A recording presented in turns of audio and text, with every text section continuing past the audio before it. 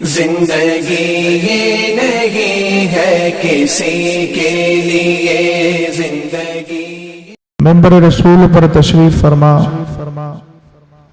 आलिम नबील फाजिल जलील हजरत अल्लामा मौलाना अबुल हसन अली रिजवी साहब किबला, करम फरमा हजरत मौलाना शाहिद साहब किबला व दीगर अरबाब मिल्लत, हाजरीन मजलिस, घरों में बैठ कर सुनने वाली पर्दा नशी माँ और बहनों, अस्सलामु अलैकुम व रहमतुल्लाहि ताला व बरकातुहू। अल्हम्दुलिल्लाह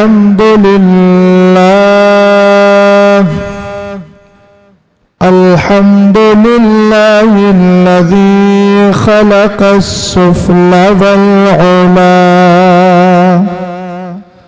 वस्सलातु वस्सलामु अला हबीबिहिल मुस्तफ़ा व अला आलिहि व अस्हाबिहि अहलित तुक़ा। अम्मा बअदु फ़अऊज़ु बिल्लाहि मिनश शैतानिर रजीम।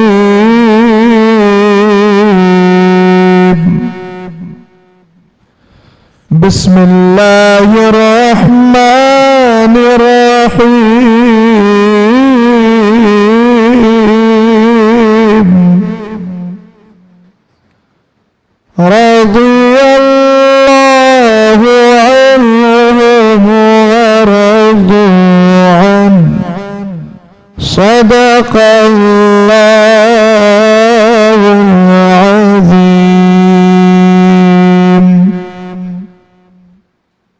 गौसे आज़म बमने बेसर सामा मदद, क़िबला भी मदद, काबा ईमान मदद, क़ादिरी अम्मार गौस आज़म ज़नम, दमज़ शेख अहमद रज़ा खां, कुतुब आलम ज़नम। हज़रात आज का ये जलसा पाक गालिबन 13वां या 14वां जलसा है, 13वां जलसा है। मुसलसल आप महफिलों में शिरकत फरमा रहे हैं। अल्लाह ताला आपकी इन मेहनतों को अपनी बारगाह में शरफ़ कबूलियत अता फरमाए। गुज़िश्ता कल मुझे एक उन्वान दिया गया था जिस पर मैंने गुफ्तगू की थी। आज भी उसी से मुताल्लिक थोड़ा सा गोशा उसका बदला हुआ है, गुफ्तगू करने के लिए हुक्म आया है। मैं इंशाअल्लाह उस मौजू पर गुफ्तगू करूंगा, मगर पहले थोड़ा आपका माहौल और इस बारिश के मौसम में जो आपके मिजाज में सर्दी पैदा हो गई है उसको थोड़ा सा गर्मी में तब्दील करें और फिर उसके बाद इंशाअल्लाह रहमान सुनने और सुनाने का सिलसिला आगे बढ़ाया जाए। हम अल्हम्दुलिल्लाह सुन्नी है वो जो उनकी इज्जत पे मरे दिल से, ताज़ीम भी करता है नजदी तो मरे दिल से। सुन्नी से उल अकीदा मुसलमान में और बदअकीदा में फ़र्क ये है कि वो दिल से जिक्र मुस्तफ़ा नहीं करता और सुन्नी दिल से जिक्र मुस्तफ़ा किया करता है। और जब दिल से जिक्र किया जाता है तो याद रखना कि अल्लाह ताला दिलों को देखता है, ज़बानों को नहीं देखता, पार्ट्स ऑफ बॉडी को नहीं देखता। इन्नल्लाह ताला ला यंज़ुरु इला सुवरिकुम, अल्लाह ताला तुम्हारी शक्लों को नहीं देखता। वला अमवालिकुम, और ना अल्लाह तुम्हारे मालों को देखता है। वलाकिन यंज़ुरु इला कुलूबिकुम व अमालिकुम, हाँ अल्लाह तुम्हारे दिलों को देखता है और तुम्हारे आमाल को देखा करता है। और अगर खुलूस के साथ कोई अमल किया जाए तो अल्लाह ताला की बारगाह में वो कबूल होता है, रद्द नहीं किया जाता।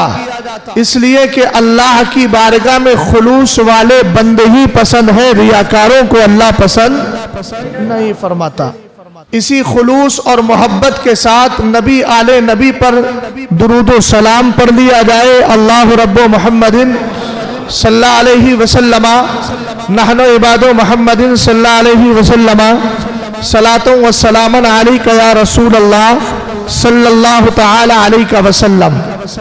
आदत के मुताबिक मैं अपनी तकरीर के हर गोशे में दुरूद मुस्तफ़ा सल्लल्लाहु तआला अलैहि वसल्लम की अहमियत को उजागर करता हूँ और इस नियत से करता हूँ कि मेरे इस उजागर करने और मेरे बताने से अगर एक बंदा भी मुस्तफ़ा के दुरूद का आदी बन जाएगा तो उसके बराबर अल्लाह मुझे भी सवाब अता फरमाएगा। और इसलिए भी बयान करता हूं ताकि लोगों को पता चल जाए कि हम जिस नबी पर दुरूद पढ़ते हैं ये तने तनहा हम ही नहीं पढ़ते, अल्लाह के मुकद्दस फरिश्ते भी आकर दुरूद और सलाम पेश किया करते हैं। एक बहुत प्यारी रिवायत मेरे जहन में आ रही है, अगर आप कहें तो सुना दूं। अन नुबैह तब्न वहबिन अन्ना काबन दखला अला आयशा। हजरत नुबैहा इब्ने वहब वो फरमाते हैं कि हजरत काबे अहबार उम्मुल मोमिनीन आयशा सिद्दीका रदी अल्लाह ताला अन्हा की बारगाह में आए। और आए कब? नबी के इंतकाले पुरमलाल के बाद, सरकार के विसाले पाक के बाद सरकार हुजरे आयशा में जेरे जमीन आराम फरमा रहे हैं और उस वक्त हजरत काबे अहबार उम्मुल मोमिनीन की बारगाह में आए। मैं इन हजरात से अर्ज करूंगा जो दाएं बाएं देख रहे हैं, मस्जिद की दीवार से टेक लगाना मना है, आप आगे आइए। हर जगह आराम तलाश नहीं किया जाता है। अरबी में एक मकूला है, अल अताया अला मतनिल बलाया। जितनी मुसीबतें उठाओगे अल्लाह की तरफ से उतनी ही आपको बख्शिशें मिल जाएंगी। सरकार फरमाते अल जन्नतो महफूफतुन बिल मकारे, जन्नत को परेशानियों से घेर दिया गया है। जलसे पाक में बैठो, उस मस्जिद में बैठे हो जिसके लिए मेरे नबी फरमाते हैं अल मसाजिदु बुयूतुल मुत्तकीन, मस्जिदे परहेजगारों के घर है। मुत्तकी का घर कभी चौराहा नहीं होता, निकोकार का घर चौराहा नहीं, बियर बार नहीं, गली कूचे नहीं, झूठ की महफिलें नहीं। जिसके दिल में तकवा होता है वो गली कूचों में जाकर दुनिया भर की बातें नहीं करता, गुनाहों की महफिलें तलाश नहीं करता, शराब के अड्डे नहीं देखता, तवाइफ खानों की तरफ नहीं जाता है। जिसके दिल में अल्लाह का खौफ होता है वो आता है तरफ के घर में आता है, जिस घर के लिए सरकार फरमाते हैं मा ला यकूनु लिमुमिनिन अन युरा इल्ला फी सलासती बुयूतिन। सरकार फरमाते ईमान वाला सिर्फ 3 जगह होना चाहिए, उन 3 जगहों में एक जगह अल्लाह का मुकद्दस घर है, उसको होना चाहिए। ईमान वाली की शान यह है कि गली कूचों में बैठकर वक्त ना गुजारे, अगर वक्त जायद है तो अल्लाह के मुकद्दस घर में आ जाए, एतिकाफ की नियत करके बैठ जाए। जब तक बैठा रहेगा रब के दरबार में बैठने की बुनियाद पर सवाब उसको मिलता रहेगा। अल्लाह। आपको पता है सहाबा इकराम मस्जिदों में ही सो जाया करते थे। हजरत अब्दुल्ला इब्ने उमर की जब तक शादी नहीं हुई तब तक मस्जिद में ही सो जाते थे। समझ गए आप? हम लोग तो कब्रिस्तान से डरते हैं, मस्जिद से डरते हैं, खानका से डरते हैं। हमें अगर डर नहीं लगता तो गली कूचों, चौराहों, अड्डों, गलत जगहों से डर नहीं लगता। मैंने कहा इसको ईमान की कमजोरी कहा जाता है। तकवाए ईमानी, परहेजगारी, खौफ खुदाबंदी, खशियत इलाही जिसको कहते हैं वो ये है कि आप इन सारी जगहों से बचे, रब की बारगाह में आकर के बैठ जाए और रब से दुआएं करें, मौला हम गुनाहगार हैं, हमें तू बख्श। बात चल रही थी हजरत काबे अहबार रदी अल्लाह ताला अन्हु की। उम्मुल मोमिनीन आयशा सिद्दीका रदी अल्लाह ताला अन्हा की बारगाह में आए। फज़करू रसूलुल्लाह सल्लल्लाहु ताला अलैहि वसल्लम, तो वहां और भी लोग बैठे थे, सबने नबी का जिक्र छेड़ दिया। जरा सोचो तो सही, एक सहाबी रसूल तो ऐसे थे, नबी अलैहिस्सलाम के विसाल की खबर सुनी, इंतकाल कर गए, नबी का गम बर्दाश्त ना कर सके। हजरत उस्मान गनी का आलम यह था, एक दिन हजरत उमर जा रहे थे, हजरत उस्मान गनी को हजरत उमर ने सलाम किया। सरकार के इंतकाल के चंद दिन हुए थे। तवज्जो फरमाए चाचा, मेरी तरफ देखिए, आप उधर तवज्जो ना कीजिए, मेरी तरफ देखिए, मैं आपको सुनाने आया हूं, आप पीछे मत देखिए, आगे देखने की जरूरत है। रसूल करीम अलैहिस्सलाम के सहाबी हजरत उमर फारूक आजम रास्ते से गुजरते हैं, कहते अस्सलामु अलैकुम। हजरत उमर फारूक आजम के सलाम का जवाब नहीं दिया। हजरत उस्मान गनी ने, आपने जाकर, उमर फारूक आजम ने जाकर हजरत अबू बकर से शिकायत की, कहने लगे पता है आपको, आज मैंने उस्मान को सलाम किया, उस्मान ने मेरे सलाम का जवाब ही नहीं दिया। मगर ये सहाबा की जिंदगी थी, बदगुमानियां नहीं होती थी। अगर किसी ने यह कह दिया तुम्हें गाली दी है, फौरन एक्सेप्ट नहीं किया जाए। अगर किसी ने कहा तुम्हारी बुराई की है, तो इतना दिल कमजोर न रखा जाए, इतनी फिक्र हल्की न रखी जाए कि फौरन मान लिया जाए, हाँ उसने मुझे गाली दी होगी, यहां बैठकर उसको गालियां देना शुरू कर दो। किसी ने कहा तुम्हारी बुराई कर रहा था, फौरन एक्सेप्ट करके अब तुम उसकी बुराई करो। हो सकता है जो तुम्हें आके बता रहा है ये आग में तेल डालने का काम कर रहा हो, ये लड़ाने की बात कर रहा हो। कुर्बान जाओ अबू बकर की फिक्र पर, कुर्बान जाओ सैयदना अबू बकर सिद्दीक अकबर की सोच पर। हजरत उस्मान गनी की शिकायत की, हजरत उमर ने कहा आज सलाम किया है, जवाब नहीं दिया। आपने फरमाया नहीं, ऐसा तो हो ही नहीं सकता कि उस्मान तुम्हारा सलाम सुने फिर जवाब ना दे। कहा चलो चलते हैं। दोनों गए, हजरत अबू बकर गए, हजरत उमर गए, जाके सलाम किया। हजरत उस्मान ने जवाब दिया। हजरत अबू बकर ने कहा उमर के सलाम का जवाब क्यों नहीं दिया? हजरत उस्मान ने कहा सलाम किया ही कब था? तो कहा नहीं सलाम तो किया था। तो हजरत उस्मान गनी कहने लगे मुस्तफ़ा के विसाल के बाद मैं इतना खोया खोया रहता हूं कि मुझे पता ही नहीं चलता मैं बैठा कहाँ हूं, उठ कहाँ रहा। तो इंसान पर इस तरह की कैफियतें आती हैं, किसी पर फौरन बदगुमानी मत करो। हो सकता है वो किसी दूसरी कंडीशन में हो और आपने उसको मुतकब्बिर समझ लिया, आपने गलत समझ लिया। बहरहाल बात चल रही थी, हजरत काबे अहबार आए ना, फज़करू रसूलल्लाह, तो सहाबा इकराम ने बैठ करके मुस्तफ़ा का तस्किरा छेड़ दिया। ये काबे अहबार है जिनको अल्लाह ने तौरात का इल्म भी दिया है, ये काबे अहबार है जो इंजील का इल्म भी रखते हैं, ये काबे अहबार है जो पिछली शरीयतों के बारे में जानकारी रखते हैं। तवज्जो फरमाइएगा इधर। हजरत काबे अहबार रदी अल्लाह ताला अन्हु ने जब सरकार का तस्किरा सुना, नबी करीम का जिक्र सुना, अगर आप मेरी तरफ नहीं देखेंगे तो गुफ्तगू खत्म कर दूंगा। सरकार के सहाबा की जब हदीसें सुनाया करें तो खुदारा मैं आपसे हाथ जोड़ के गुजारिश करता हूं, सुनने में सुस्ती मत किया करें, वरना बजाय सवाब के महरूमी मुकद्दर बन जाए। इसलिए कि जिस नबी का जिक्र इतना फायदेमंद और सूदमंद है, उससे जरा भी एराज करना भी नुकसान है। काबे अहबार ने सुना सरकार का जिक्र किया जा रहा है, फौरन जबान से जुमले निकले, मा मिन यौमिन यतलुहु इल्ला खरज इल्ला नज़ला सबऊना अल्फम मिनल मलाइका। हजरत काबे अहबार कहते हैं लोगों सुनो, कोई दिन ऐसा नहीं गुजरता, यानी हर दिन सरकार की बारगाह में 70,000 फरिश्ते आया करते हैं। बोलो कितने फरिश्ते आते हैं? हजरत काबे अहबार कहते हैं सहाबी रसूल ने फरमाया इल्ला नज़ला सबऊना अल्फम मिनल मलाइकती, फरमाया 70,000 फरिश्ते आते हैं। और आने के बाद करते क्या है? हत्ता यहुफ़ू बिक़ब्र रसूलिल्लाह, आकर के सरकारे दो आलम की कब्र को घेर लेते हैं।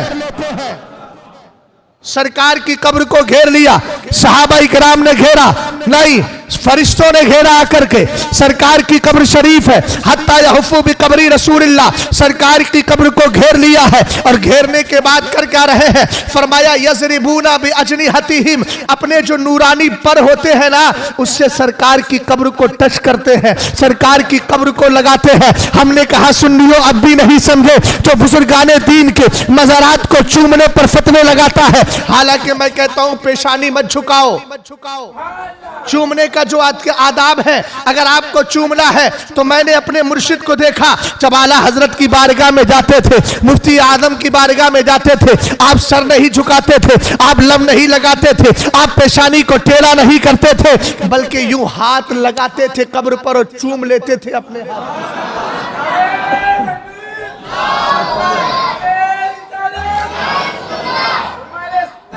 और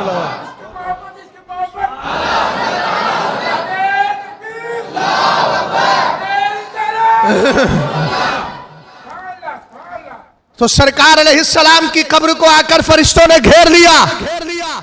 यज़रिबूना बि अजनिहतिहिम, अपने बाजू अपने पर सरकार की कब्र से लगा रहे हैं, टच कर रहे हैं, मस कर रहे हैं। हमने कहा मस क्यों कर रहे हैं, तो कहा इसलिए मस करते हैं, उन्हें मालूम है कि नूरानियत का गल, नूरानियत का मखज़न अगर कोई है तो मुस्तफ़ा की कब्र शरीफ है। इसीलिए तो बरेली का इमाम कहता है, सुबह तैबा में हुई बत्ता है बाड़ा नूर का, सदका ले ले नूर का, आया है तारा नूर का, मैं गदा तू बादशाह भरते पियाला नूर का, नूर दिन दूना तेरा दे डाल सदका नूर का।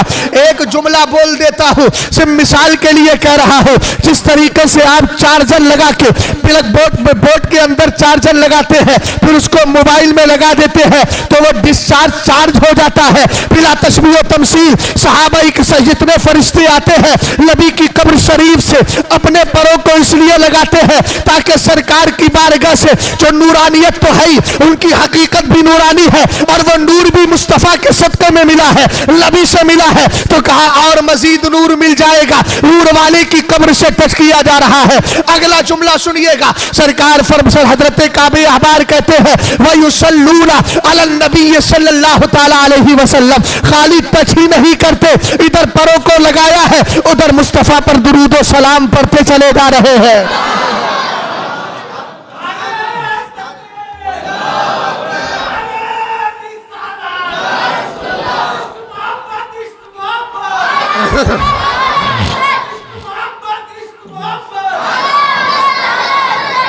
अच्छा एक बात बताइए, मेरी तकरीर आपके लिए हार्ड तो नहीं होती है, सरों से उतरती तो नहीं है?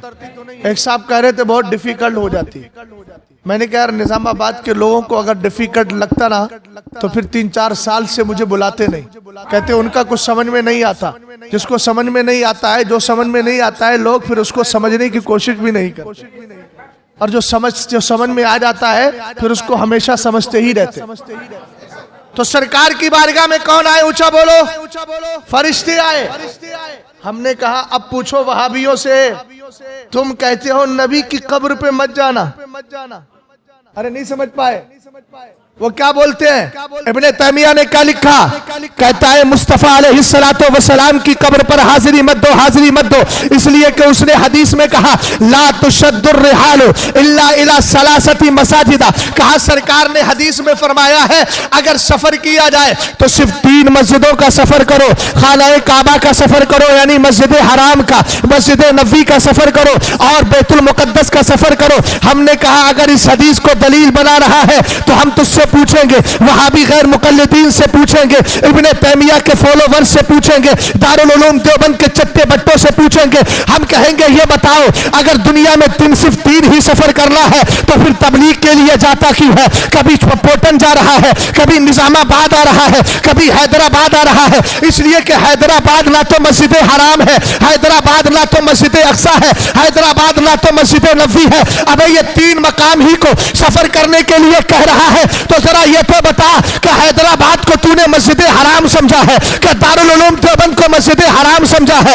क्या तूने कासिम नानोतवी के कस्बे नानौत को, गंगोह के गंगोह को क्या तूने मस्जिद लफ्जी समझा है, क्या तूने मस्जिद हराम समझा है, या तूने बैतुल मुकद्दस समझा है? अबे ये तीनों नहीं है तो फिर सफर करता क्यों है, डगर डगर जाता क्यों है, 40 दिन का चिल्ला लगाता क्यों है? जब सरकार ने फरमाया तो हमेशा कभी मस्जिद हराम जा, कभी मस्जिद अक्सा जा, कभी बैतुल मुकद्दस जा। हमने कहा सुनियो, इस हदीस का मतलब यह है, सरकार ये फरमाना चाहते हैं अगर तुम्हारे पास पावर है, अगर तुम्हारे पास ताकत है, अगर तुम्हारे पास माल है, तो तुम्हें सफर करना हो तो पिकनिक के लिए नहीं, इधर उधर नहीं, स्पेन जाने की जरूरत नहीं है। अगर माल वाले हो तो मेरे दयार में आ जाओ, तुम्हें जन्नत का परवाना मिल जाएगा, बख्शिश का परवाना मिल जाएगा। और अगर तुम्हारे पास माल है तो स्पेन की वादियों में जाने की जरूरत नहीं है, तुम्हें नैनीताल तल्ली ताल जाने की जरूरत नहीं है। अगर तुम्हें सफर करना है तो मस्जिद हराम में आओ और आने के बाद गिलाफे काबा को पकड़ के, बाबे काबा को पकड़ के रब की बारगाह में माफी मांगो, अल्लाह तुम्हें बख्शिश अता फरमा देगा। और अगर सफर करना है तो बैतुल मुकद्दस जाओ, जहां से मुस्तफा ने मेराज का सफर किया था। समझ में आई बात आपके? तो अब इन बदमाशों से पूछो कि तुम तो कह रहे हो सरकार के मजार पर मत जाओ, सरकार की कब्र पर हाजिरी देने मत जाओ, और खुदा अपने फरिश्तों को खुद भेज रहा। समझे चाचा मेरी बात? खुदा खुद भेज रहा है फरिश्तों को। आप कहेंगे कैसे? मैं कहूंगा कुरान कहता है ला यासून अल्लाह मा अमरहुम व यफअलून मा युमरून। फरिश्तों की शान ये है कि जो अल्लाह हुक्म देता है वही करते हैं, उसके अलावा। अब काबे अहबार ने कहा मा मिन यौमिन यतलुहु इल्ला नज़ला सबऊना अल्फम मिनल मलाइका, 70,000 फरिश्ते मेरे नबी की बारगाह में आते हैं। तो पता चला खुद नहीं आते हैं, रब के हुक्म से आ जाते हैं। तो रब कह रहा है जाओ फरिश्तों, मेरे नबी के दी दयार में जाओ, मेरे नबी के मजार पे जाओ, वहां जाकर के हाजिरी दो। हमने कहा रहमान कहता है जा, और ये शैतान कहता है मत जा। सुन्नी शैतान की नहीं मानते हैं, इसलिए कि शैतान इस्तहवज़ अलैहिमुश शैतान फानसाहुम ज़िक्रुल्लाह उलाइका हिज़्बुश शैतान अला इन्ना हिज़्बश शैतानी हुमुल खासिरून। कुरान कहता है शैतान की जो जमात है वो कामयाब नहीं, नुकसान वाली है, जियाकारी वाली है, बदमाश है। उसका आलम यह है कि उसको नुकसान ही नुकसान है। हमने कहा कौन सी जमात कामयाब है? तो उधर वो मना कर रहा है जाना नहीं, इधर रहमान फरिश्तों को भेज रहा है। तो जो फरिश्तों को भेज रहा है वो रहमान है, जो रोक रहा है वो शैतान है। शैतान का गिरोह नुकसान उठाने वाला है। हमने कहा हम रहमान के गिरोह है, हम अल्लाह की जमात है, जिसके लिए कुरान ने कहा उलाइका हिज़्बुल्लाह अला इन्ना हिज़्बुल्लाहि हुमुल मुफ़्लिहून। ये अल्लाह की जमात है, कामयाबी अल्लाह की जमात ही का मुकद्दर बना करती है।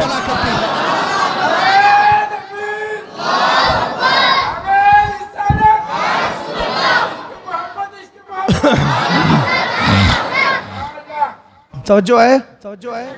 आगे मेरे नबी अलैहिस्सलाम के सहाबी हजरत काबे अहबार कहते हैं सरकार की कब्र को घेर कर दुरूद पढ़ते हैं, और दुरूद पढ़ते हैं, पढ़ते पढ़ते फिर क्या होता है? फरमाया हत्ता इदा अमसौ आरजू, जब शाम आती है तो 70,000 चले जाते हैं। बोलो क्या चले?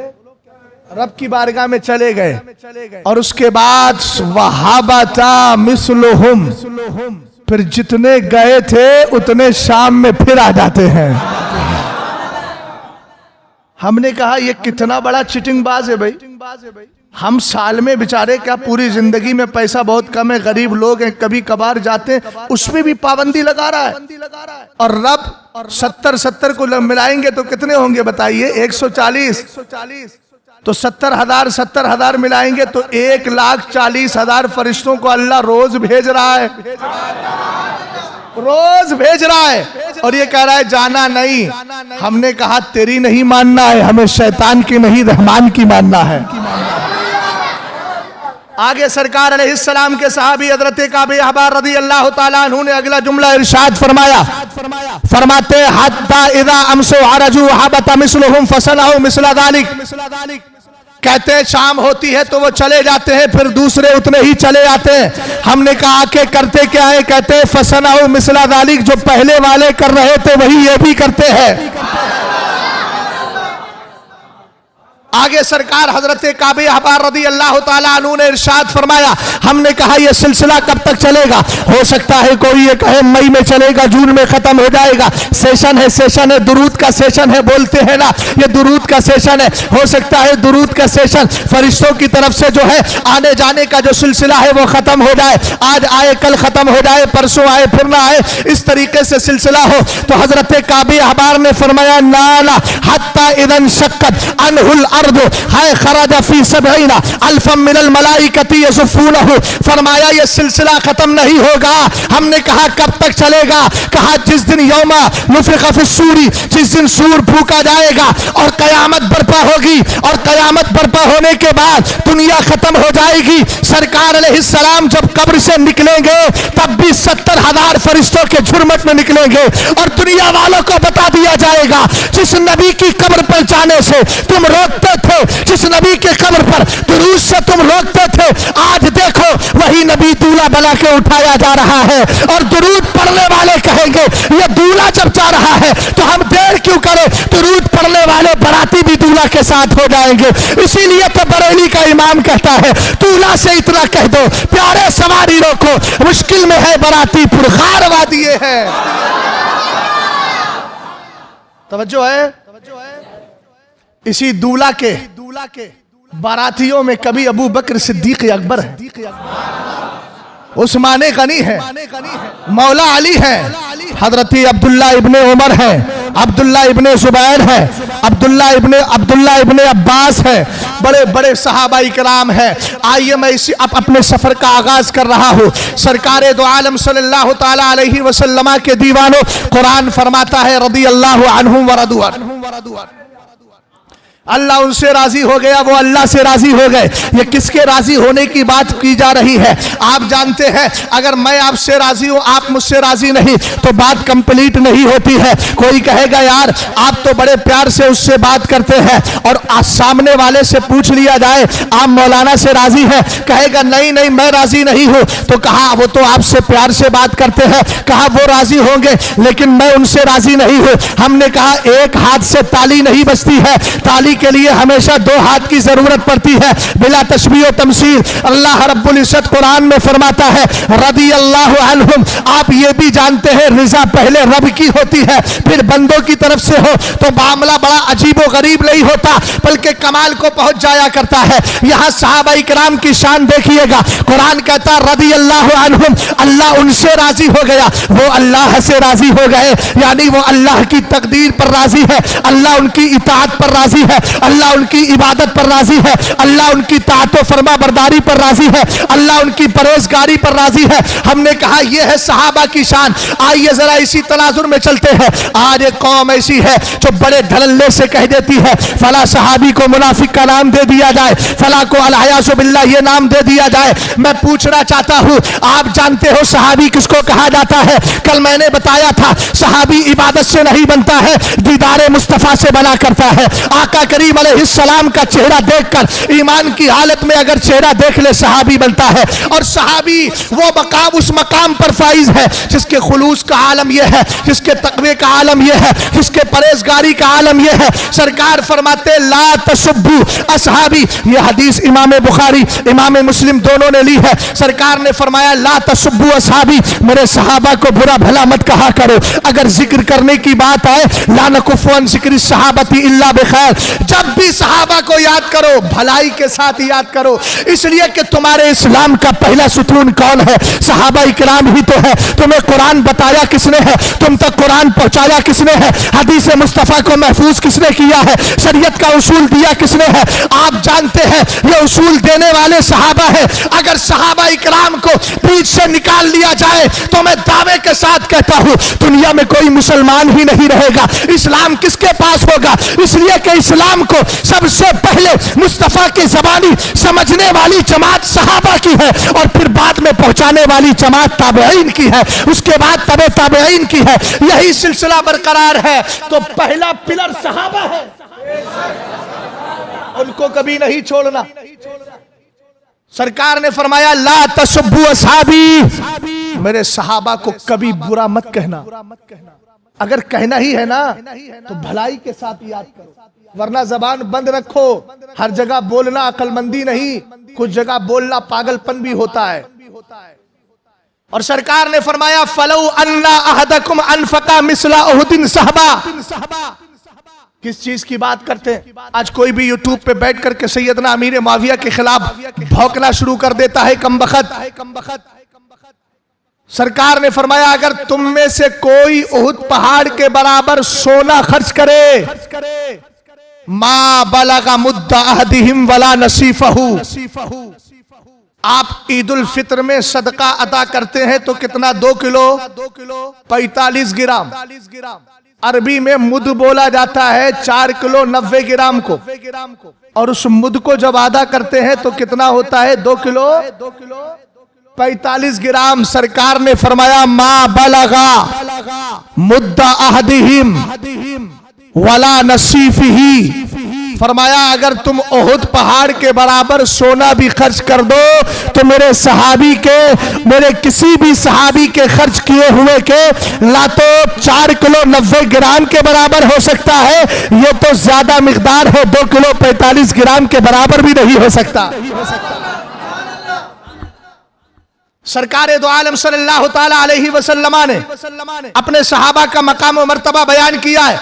आप जानते हैं, अगर आपको मैं कहूं अपना दोस्त चुन लीजिए, इतने लोग बैठे उनमें अच्छे से अच्छा दोस्त आप चुनेंगे। आपसे पूछा जाए आप किसको दोस्त चुनना चाहते हैं, तो जो आपकी नजर में सबसे ज्यादा माल वाला हो, सबसे ज्यादा इज्जत वाला हो, सबसे ज्यादा वकार वाला हो, उसी को आप चुनेंगे कि नहीं चुनेंगे? और आसान कर देता हूं, आपको मैं शहर मोहब्बत बरेली लेकर के जाऊं और मैं कहूं पूरे शहर बरेली में आप अपना दोस्त बनाइए, किसको बनाएंगे? तो आप मुझे भी देखेंगे, दूसरों को देखेंगे, चारों तरफ नजर पड़ेगी, कहेंगे हजरत दिल ये चाहता है कि शहजादा ताजुश्शरिया को दोस्त बना लिया जाए, मेरी नजर में वो महबूब है। हमने कहा प्यारे तू उम्मती होकर दोस्त चुनने पे आता है, यार बनाने पे आता है तो बहुत अच्छे को यार बनाता है, अरे गैरे को यार नहीं बनाता। तो इन बदबख्तों से पूछो जो सरकार के यारों पर उंगलियां उठाते हैं, क्या सरकार अलैहिस्सलातो वस्सलाम से रब प्यार करता है कि नहीं करता है? बोलो।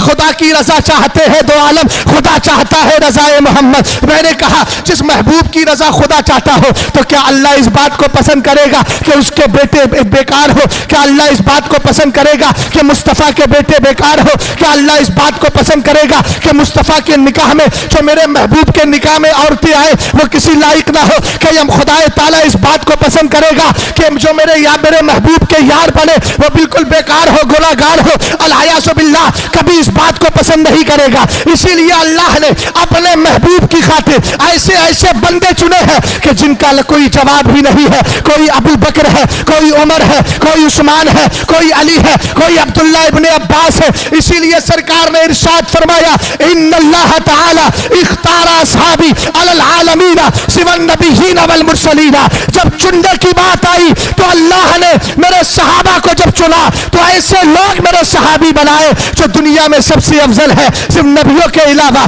सिर्फ रसूलों के अलावा सबसे ज्यादा बेस्ट और शानदार क्वालिटी अगर पाई जाती है इंसानों में तो मुस्तफा के सहाबा में पाई जाती है। आगे मेरे नबी ने इरशाद फरमाया वख्तारा मिन असहाबी अरबातन अबा बकरिन व उमर व उस्मान व अलिया। और इन सारे सहाबा में भी 4 को चुना, उनमें पहले का नाम अबू बकर है, दूसरे का नाम उमर है, तीसरे का नाम उस्मान है, चौथे का नाम अली है, और उसके बाद फरमाया फजअलहुम खैर असहाबी। इन 4 को मेरे सहाबा में सबसे अच्छा बना दिया। और अगला जुमला सुनिएगा, वह फरमाया वफी असहाबी कुल्लिहिम खैर। मेरे जितने सहाबा हैं सब भले हैं, सब चंगा है, सब अच्छे हैं। हमने कहा क्यों ना अच्छे हो, जब अल्लाह उनसे राजी वो अल्लाह से राजी। वो अल्लाह से राजी। आगे बढ़िएगा। सरकारे दो आलम सल्लल्लाहु ताला अलैहि वसल्लम के सहाबी हजरत अब्दुल्ला इब्ने मसूद रदी अल्लाह ताला अन्हु का असर मेरे इमाम आला हजरत रदी अल्लाह ताला अन्हु मतलउल कमरैन फी इबारत सबकतुल उमरैन में तहरीर फरमाते हैं। सरकारे दो आलम के सहाबी हजरत अब्दुल्ला इब्ने अब्बास ने कहा, हमें दिल से बात होती है, दिल देखे जाते हैं अल्लाह की बारगाह में। कुरान मैंने अभी एक हदीस सुनाई ना, सरकार फरमाते हैं वलाकि यंजुरु इला कुलूबिकुम व अमालिकुम, अल्लाह तुम्हारे दिलों को देखता है, मगर आज देख जरा सही दुनिया में सबसे बेहतर दिल किसका है और दुनिया में सबसे बेहतर दिल किसका है? सरकार अलैहिस्सलाम का है। हजरत अब्दुल्ला इब्ने मसूद ने कहा, इन्नल्लाह ताला नज़रा फी कुलूबिल इबादी फवजदा क़ल्बा मुहम्मदिन खैरा कुलूबिल इबाद, अल्लाह ने बंदों के दिलों में नजर फरमाई तो सबसे बेहतर दिल मोहम्मद अरबी का पाया, सबसे बेहतर दिल मोहम्मद अरबी का पाया। सुम्मा नज़रा फी कुलूबिल इबादी बादा क़ल्बी मुहम्मदिन सल्लल्लाहु ताला अलैहि वसल्लम फवजदा कुलूब असहाबिही खैरा कुलूबिल इबाद, सबसे बेहतर दिल मोहम्मद अरबी का। नबी और रसूलों की जमात को निकाल दिया गया है। यहाँ पर नबी और रसूलों की जमात के अलावा बात चल रही है। अल्लाह ने नजर फरमाई, सबसे बेहतर दिल मुस्तफ़ा का पाया, फिर अल्लाह ने बंदों के दिलों में नजर फरमाई। हजरत अब्दुल्ला इब्ने मसूद कहते हैं, मेरे मुस्तफ़ा के दिल के बाद अगर सबसे बेहतर दिल रब ने किसी का पाया है तो मेरे मुस्तफ़ा के सहाबा है। मेरे मुस्तफ़ा के, ऊंचा बोलो, मेरे मुस्तफ़ा के सहाबा हैं। और इन सहाबा में मौलाए कायनात भी, वो मौलाए कायनात कि एक दिन हजरत तलहा, हजरत अब्बास, हजरत मौला अली तीनों जमा हैं। हजरत तलहा ने कहा, लोगों तीनों में आप बातें कर रहे हैं। फरमाया, अना साहिबुल बैती इदा शीतु कुन्तु फी। हजरत तलहा ने कहा, अब्दुल्ला ए अब्बास और ए अली सुनो, मेरे पास खाने काबा की चाबी है, अभी चाहूं काबे में अंदर चला जाओ। हजरत अब्बास भी खामोश क्यों रहते? फरमाया, अना साहिबुस सिकाया, अगर तुम्हारे पास खाने काबा की चाबी है तो हमारे पास जमजम शरीफ की जिम्मेदारी है, जिसे चाहे पिलाए। अब सब आपस में बात कर रहे हैं। होता है ना, कभी आप कौन है कि मेरा दादा वो था, कि मेरे बाप वो थी, कि मैं ये करता हूं। हजरत तलहा ने कहा, मेरे पास खाने काबा की चाबी है, अभी दरवाजा खोलूं अंदर चला जाऊं, बड़े फख्र की बात है। हजरत अब्बास बोले, मेरे पास जो है जमजम शरीफ का कुआं है, जिसको चाहो पानी पिलाओ। फरमाया, हजरत अली से कहा, आप बताओ। हजरत अली ने कहा, मैं ये नहीं कहता कि मेरे पास खाने काबा की चाबी है, मैं ये नहीं कहता कि मेरे पास जो है जमजम शरीफ का कुआं है। तो कहा, क्या है? कहा, अल्हम्दुलिल्लाह, मुझे ये कमाल हासिल है कि मैं तुम दोनों से पहले मुसलमान हुआ हूं और 6 महीना पहले, यानी तुम मुसलमान हुए, तुमसे 6 महीना पहले मैं मुसलमान हो गया और मुझे पहले नमाज पढ़ने का मौका मिल गया है, रब की बारगाह में सजदा करने का मौका मिल गया है, अल्लाह की बारगाह में जिहाद करने का मौका मिल गया है। अभी तीनों की बात चल रही थी कि जिब्रील मुस्तफा की बारगाह में आए और आने के बाद कुरान पाक की आयत लेकर आए। सरकार फरमाते हैं, कुरान कहता है, अजाल तुम शिकायतुल हाजी व इमारतुल मस्जिदिल हरामी कमन आमना बिल्लाहि वल यौमिल आखिर व जहाद फी सबीलिल्लाह ला यस्तवून इंदल्लाह। कुरान ने कहा, अरे तुमने खाने काबा की चाबी और उसकी जिम्मेदारी को और जमजम शरीफ के पानी पिलाने को क्या तुमने उस शख्स की तरह समझ लिया है कि तुमसे पहले ईमान लेकर के आया है, अल्लाह की राह में जिहाद किया है? फरमाया, ये तीनों बराबर नहीं। पता चल गया हजरत अब्बास से बड़ा मकाम मौलाए कायनात का है, हजरत तलहा से बड़ा मकाम मौलाए कायनात का है। बता दिया गया, अगरचे तुम ये खिदमतें करते हो मगर मकाम मेरे अली का मेरी बारगाह में ज्यादा है। इसीलिए हजरत इमाम अहमद इब्ने हम्बल ने फरमाया, सुनो, मा जाआ ले अहदिम मिन अस्हाबिन नबी मा जाआ ले अली इब्ने अबी तालिब। फरमाया, हदीसों में किसी सहाबी की इतनी फजीलतें मनकबतें नहीं आई हैं जितनी मौला अली की आई है। और अहले बैत उनसे सहाबा किस कदर प्यार करते थे। हजरत अब्बास इब्ने अब्दुल मुत्तलिब सरकार के सगे चचाजाद, सरकार के सगे चचा, ये भी अहले बैत में शामिल थे। उनको बता दीजिए, सोने वालों जागते रहियो, चोरों की रखवाली है। हजरत मौलाना साजिद अलीमी साहब आप बराबर में देख लीजिए और बता दीजिए, सूना जंगल रात अंधेरी छाई बदली काली है, सोने वालों जागते रहियो चोरों की रखवाली है। अगरचे यहाँ चोर नहीं मगर मस्जिद के गिरदो नवा आसपास में बहुत से चोर घूमते हैं। आपको जागना है? तवज्जो है आपकी? जरा तवज्जो फरमाइएगा। अहले बैत से सहाबा किस कदर प्यार करते थे। हजरत उमर फारूक आजम का दौरे खिलाफत है। हजरत अब्बास अलम्बरदा, हजरत अब्बास इब्ने अब्दुल मुत्तलिब सरकार के चचा है। एक दिन क्या हुआ, हजरत उमर फारूक आजम मस्जिद नबी शरीफ में आए। आप जैसे ही आए बारिश हो रही थी, एक परनाला हजरत अब्बास के घर में लगा था और उसका मुंह था मस्जिद नबी शरीफ की तरफ, उसका पानी नीचे गिर रहा था। हजरत उमर फारूक आजम की नजर पड़ी, फरमाया इससे तकलीफ हो रही है नमाजियों को। आप चढ़े, चढ़ करके उसको परनाले को खुद ही हाथ से छुटा दिया, हाथ से दूर कर दिया। इतनी देर में हजरत अब्बास आ गए। आने के बाद आपने देखा नमाज हो गई। आपने पूछा किसने छुटाया है? हजरत अब्बास से कहा गया ये उमर फारूक आजम ने छुटाया है। क्या कानून था इस्लाम का और क्या खिलाफत थी उमर फारूक आजम की। उस वक्त चीफ जस्टिस थे सरकार के वो सहाबी जिनको हजरत उबई इब्ने काब कहा जाता है, जिनके लिए रब ने कहा था मोहम्मद अरबी उबई को अपना कुरान का दौर सुना दिया करो। हजरत उबई इब्ने काब चीफ जस्टिस है, फैसला करने वाले हैं। हजरत अब्बास पहुंच गए, कहा मैं मुकद्दमा लेकर के आया हूं, आकर के आपकी बारगाह में मुकद्दमा लेकर के आया हूं। हजरत उबई इब्ने काब ने कहा बोलिए किसके खिलाफ मुकद्दमा करना है? कहा अमीरुल मोमिनीन खलीफा वक्त उमर फारूक आजम के खिलाफ। हजरत उबई इब्ने काब ने कहा ठीक है, कल आप दोनों आएंगे। अमीरुल मोमिनीन हजरत उमर के पास पैगाम भेजा, आपको काजी के यहां आना है। आज के दौर की सियासत सियादत नहीं थी, वो हजरत उमर फारूक आजम का दौर था जहां अदलो इंसाफ पाया जाता था। वो उमर फारूक आजम जिनका आलम था कि रात की तन्हाइयों में गली कूचों में घूम घूम कर ये देखते थे कि उमर के इस दौरे खिलाफत के अंदर कोई भूखा तो नहीं सो रहा है। कहते थे कसम खुदा की अगर एक बकरी भी भूखी सो गई तो कल कयामत के दिन उमर से पूछा जाएगा। एक दिन आप रास्ते से जा रहे थे, एक बूढ़ी, दरवाजा बंद है, बूढ़ी अंदर से कह रही है मौला तेरी बारगाह में आकर के मैं इसकी शिकायत करूंगी उमर की। मेरे ऊपर 25 दिनार या दिरहम कर्ज है, मेरे घर में कोई कमाने वाला भी नहीं और उमर खलीफा होने के बाद पूछता भी नहीं। रात का वक्त था, हजरत उमर फारूक आजम पहुंच गए। दरवाजा खटखटाया, बड़ी बी से कहा मुझे अंदर इजाजत दीजिए। कहा बताएं क्या मामला है? कहा तुझे क्या बताऊं, तू चला जा, मुझे जिससे शिकायत है वो सामने आए तो शिकायत भरे अल्फाज उससे बोलूं। कहा नहीं आप बोल तो दे, क्या मामला है? कहा मुझे तुझसे शिकायत नहीं, उमर से शिकायत है। हजरत उमर फारूक आजम ने इतना सुना, खौफ इलाही में आप फौरन डूब जाते हैं और आपका दिल अंदर से खौफजदा हो जाता है।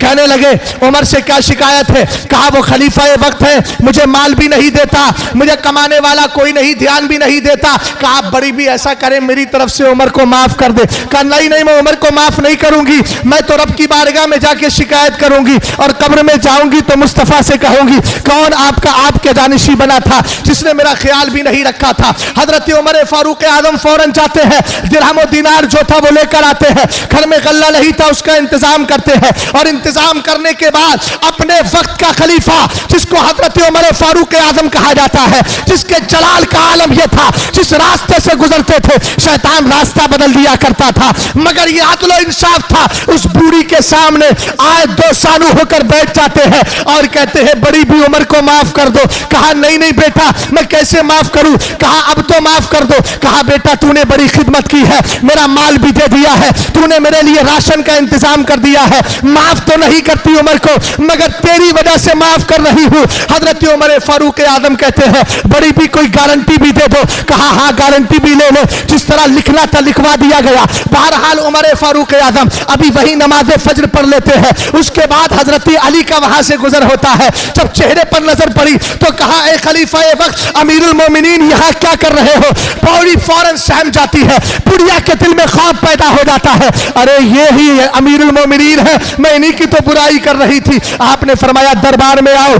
दरबार में बुलाया गया, पूरी डरी डरी गई। उसके बाद हजरत उमर फारूक आजम ने कहा आज के बाद इनकी माहाना तनख्वाह या इनका माहाना खर्च बांध दिया जाए। और कहा हजरत उमर फारूक आजम ने कि मैंने इनसे गारंटी इसलिए ली है ताकि कब्र में जाऊं, सरकार पूछे उमर क्या करके आया है तो कहूं सरकार एक बुढ़िया मेरे दौरे खिलाफत में मुझसे नाराज थी, मैं उस बूढ़ी को भी आपकी खातिर राजी करके चला आया हूं।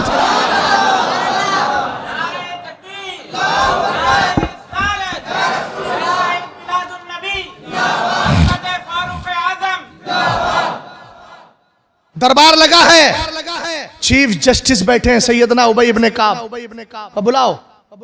बुलाया गया। अमीरुल मोमिनीन एक तरफ है, एक तरफ हजरत अब्बास है। अब मुकदमा शुरू होता है। दावा किसने किया था, दलील किसने दी थी?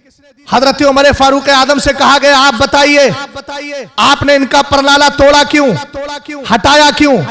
कहा कि आप जानते हैं मस्जिद में किसी का हक नहीं होता, मस्जिद अल्लाह का घर है। नमाजियों को तकलीफ हो रही थी, पानी गिर रहा था परनाले से, वो बह बह के उनके जिस्म पर गिरता था, मैंने इसलिए रोक दिया, इसलिए हटा दिया। बताइए मैंने कौन सा गलत किया है? ये बात मुकम्मल हो गई। हजरत अब्बास बोले उबई इब्ने काब अगर मुझे इजाजत हो तो मैं भी कुछ बोल दूं। कहा हाँ बताओ। हजरत उमर से मुखातिब होकर कहते हैं उमर तुमने परनाला तो तोड़ लिया, मगर ये नहीं पूछोगे कि परनाला लगाने वाला कौन था, ये लगाया किसने था? हजरत उमर ने कहा बताओ तो सही। कहा मुस्तफा करीम ने अब्बास को अपनी कांधों पर उठाया, अपनी पीठ पर उठाया और अपने हाथ से यह परनाला मुस्तफा ने लगाया था।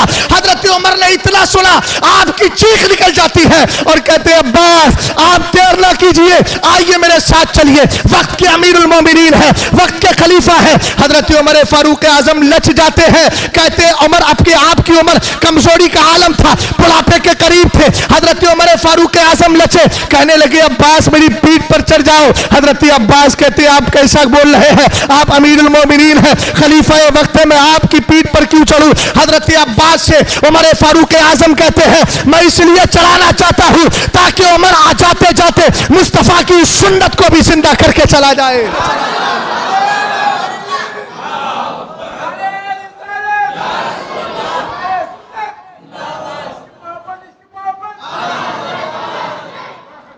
इसको इश्क कहा जाता है, प्यार कहा जाता है, निस्बतों का एहतराम इसको कहते हैं, निस्बतों का एहतराम इसको कहते हैं। तवज्जो फरमाइएगा, हजरत मौलाए कायनात हो या अहले बैत हो, इनसे हम बहुत प्यार करते हैं, करना भी चाहिए। मगर सरकार तो आलम सल्लल्लाहु अलैहि वसल्लम की निगाह नबुव्वत देख रही थी कि एक जमात ऐसी पैदा होगी जो हुब्बे अली के जाम के नाम पर सहाबा इकराम की गुस्ताखियों का कड़वा जाम पिलाए। इसलिए अल्लामा इब्ने हजर हैतमी ने मुक़द्दमतुत तहक़ीक़ के अंदर एक जुमला बहुत प्यारा सरकार की हदीस पूरी रिवायत की। मौलाए कायनात इस हदीस के रावी है, सरकार ने फरमाया यज़हरु फी उम्मती फी आखिर ज़मानी कौमुन युसम्मून राफिदा यरफदून अल-इस्लाम। सरकार ने फरमाया हजरत अली हदीस के रावी, मजे की बात यह है कि जो अली से मोहब्बत की बात करते हैं उनके चेहरे से नकाब हटाने वाले भी अली है। हजरत अली ने कहा, सरकार ने फरमाया मेरी उम्मत में एक ऐसी कौम पैदा होगी जिसका नाम, बोलो बोलो, जिसका नाम, ये नाम हमारा दिया हुआ नहीं है भैया, सरकार का दिया हुआ। इसलिए शिया ना कहा करो, राफजी कहा करो, ताकि सरकार का दिया हुआ नाम दुनिया में आम हो जाए। मेरे नबी अलैहिस्सलाम ने आगे इरशाद फरमाया यरफुदून अल-इस्लाम, ये इस्लाम को छोड़ दे, इस्लाम को छोड़ देंगे। हजरत अली कहते हैं कुल तो या रसूल अल्लाह, मैंने अर्ज की आका मल अलामत फीम, सरकार आपने ये तो बता दिया कि एक जमात पैदा होगी जो राफजी होगी, इस्लाम को छोड़ देगी, पहचान भी तो बता दे।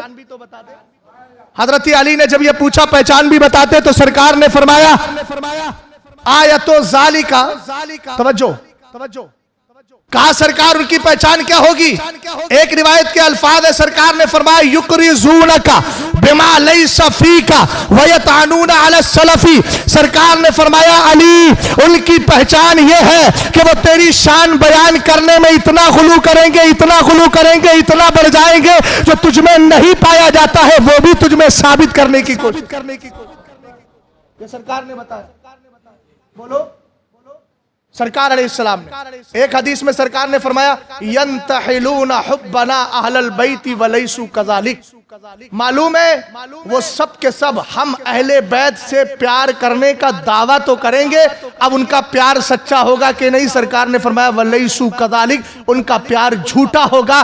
जिसके प्यार को मेरे मुस्तफ़ा रिजेक्ट कर दे, हम दुनियादार में दुनिया के अंदर कभी उसको हजरत अली और अहले बैत से प्यार करने वाला कह ही नहीं सकते। सरकार ने आगे फरमाया आयतो ज़ालिका अन्नहुम यसुब्बूना अबा बकरिन व उमरा, उनकी पहचान ये होगी कि मेरे अबू बकर को गालियां देंगे, मेरे उमर को गालियां देंगे। अब तो पहचान समझ में आ गई। बोलो दुनिया में यही हो रहा है ना, राफजी बदमाश कौम यही तो कर रही है। अब आइए जरा इसी तनाजुर में आगे बढ़ते हैं। मुझे जो पोस्ट भेजी गई कि कुछ दिनों पहले यहाँ पर ईद गदीर, ऐलान ईद गदीर हुई है, ऐलान किया गया, फिर ईद गदीर मनाई गई। मैंने कहा आपको पता है ये ईद गदीर क्या है? सरकार फरमाते मन तशब्बा बिकौमिन फहुवा मिनहुम, जो जिस कौम जैसी शक्ल इख्तियार करेगा उसी के साथ उठाया जाएगा। हमने कहा तुम ईद गदीर की बात करते हो, ईद गदीर की पहले हकीकत सुन लीजिए। ईद क्या है वो तो नहीं, खाली गदीर खुम की हकीकत सुन ले। सरकार सैयदना बरा इब्ने आजिब, सरकार सैयदना ज़ैद इब्ने अरकम रदी अल्लाह तआला अन्हुमा, दोनों सहाबी हैं। दोनों इरशाद फरमाते हैं लम्मा नज़ला रसूलुल्लाह सल्लल्लाहु तआला अलैहि वसल्लम बेगदीर खुम, सरकार अलैहिस्सलाम मदीने शरीफ से वापस आ रहे थे, मक्का से आखिरी हज करके, हज्जतुल वदा करके सरकार तशरीफ ला रहे थे। रास्ते में एक मकाम है जिसको गदीर खम कहा जाता है, कोई खुम पड़ता है कोई खम पड़ता है, दोनों तरह की रिवायतें हैं। गदीर का माना आप जानते हैं, गदीर कहा जाता है तालाब को अरबी में, तो गदीर खुम वहां कोई तालाब या जो भी चीज रही हो उस मकाम का नाम गदीर खुम पड़ गया। सरकार जब वहां तशरीफ लाए फ़अख़ज़ा बियदि अली, आपने हजरत अली का हाथ पकड़ा और पकड़ने के बाद सरकार ने फरमाया अलस्तुम तालमूना अन्नी औला बिल मुमिनीना मिन अनफुसिहिम, सारे सहाबा जमा है। सरकार फरमाते क्या तुम नहीं जानते कि तुम्हारा नबी, ईमान वालों से कह रहे ईमान वालों, क्या तुम नहीं जानते कि तुम्हारा नबी तुम्हारी जानों से भी, तुम्हारी जानों से ज्यादा करीब है? एक तर्जमा ये, दूसरा ये, क्या तुम नहीं जानते कि तुम्हारा नबी तुम्हारी जानों का तुमसे ज्यादा हकदार है? एक बार मेरे नबी ने पूछा, फिर सरकार अलैहिस्सलाम के सहाबा ने कहा बला, क्यों नहीं मेरे आका, आप हमारी जानों के हमसे ज्यादा हकदार है। जिसको सरकार ताजुश शरिया कहते हैं, जिंदगी ये नहीं है किसी के लिए, जिंदगी है नबी की, नबी के लिए। ना समझ मरते हैं जिंदगी के लिए, जिंदगी तो बनी है नबी के लिए। सरकार ने फिर इरशाद फरमाया अलस्तुम तालमूना अन्नी औला बिकुल्लि मोमिनिन अन नफ्सिही, ये बताओ क्या मैं हर ईमान वाले की जान का उससे ज्यादा हकदार नहीं हूं? सारे सहाबा ने एक ज़बान होकर कहा क्यों नहीं मेरे मुस्तफा, हमारी जाने आपके लिए है, हमारा माल आपके लिए है। हम कहते हैं ज़बाने हाल से यही बोली जो बरेली का मुफ्ती आज़म बोलता है, कहता ये एक जान क्या है, अगर हो करोड़ों तेरे नाम पे सबको वारा करूं मैं।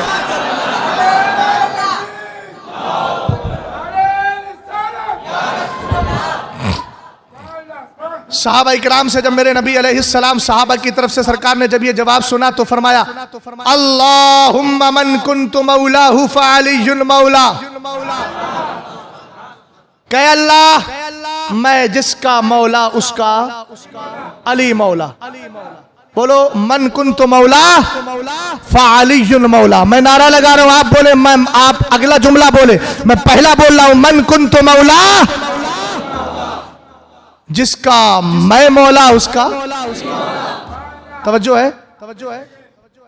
अब आगे सरकार ने एक दुआ की अल्लाहुम्मा वाली मन वालाहु आदी मन आदा, हे अल्लाह जो मेरे अली से प्यार करे उससे तू प्यार कर, और जो अली से दुश्मनी रखे उसको अपनी बारगाह से दूर कर दे।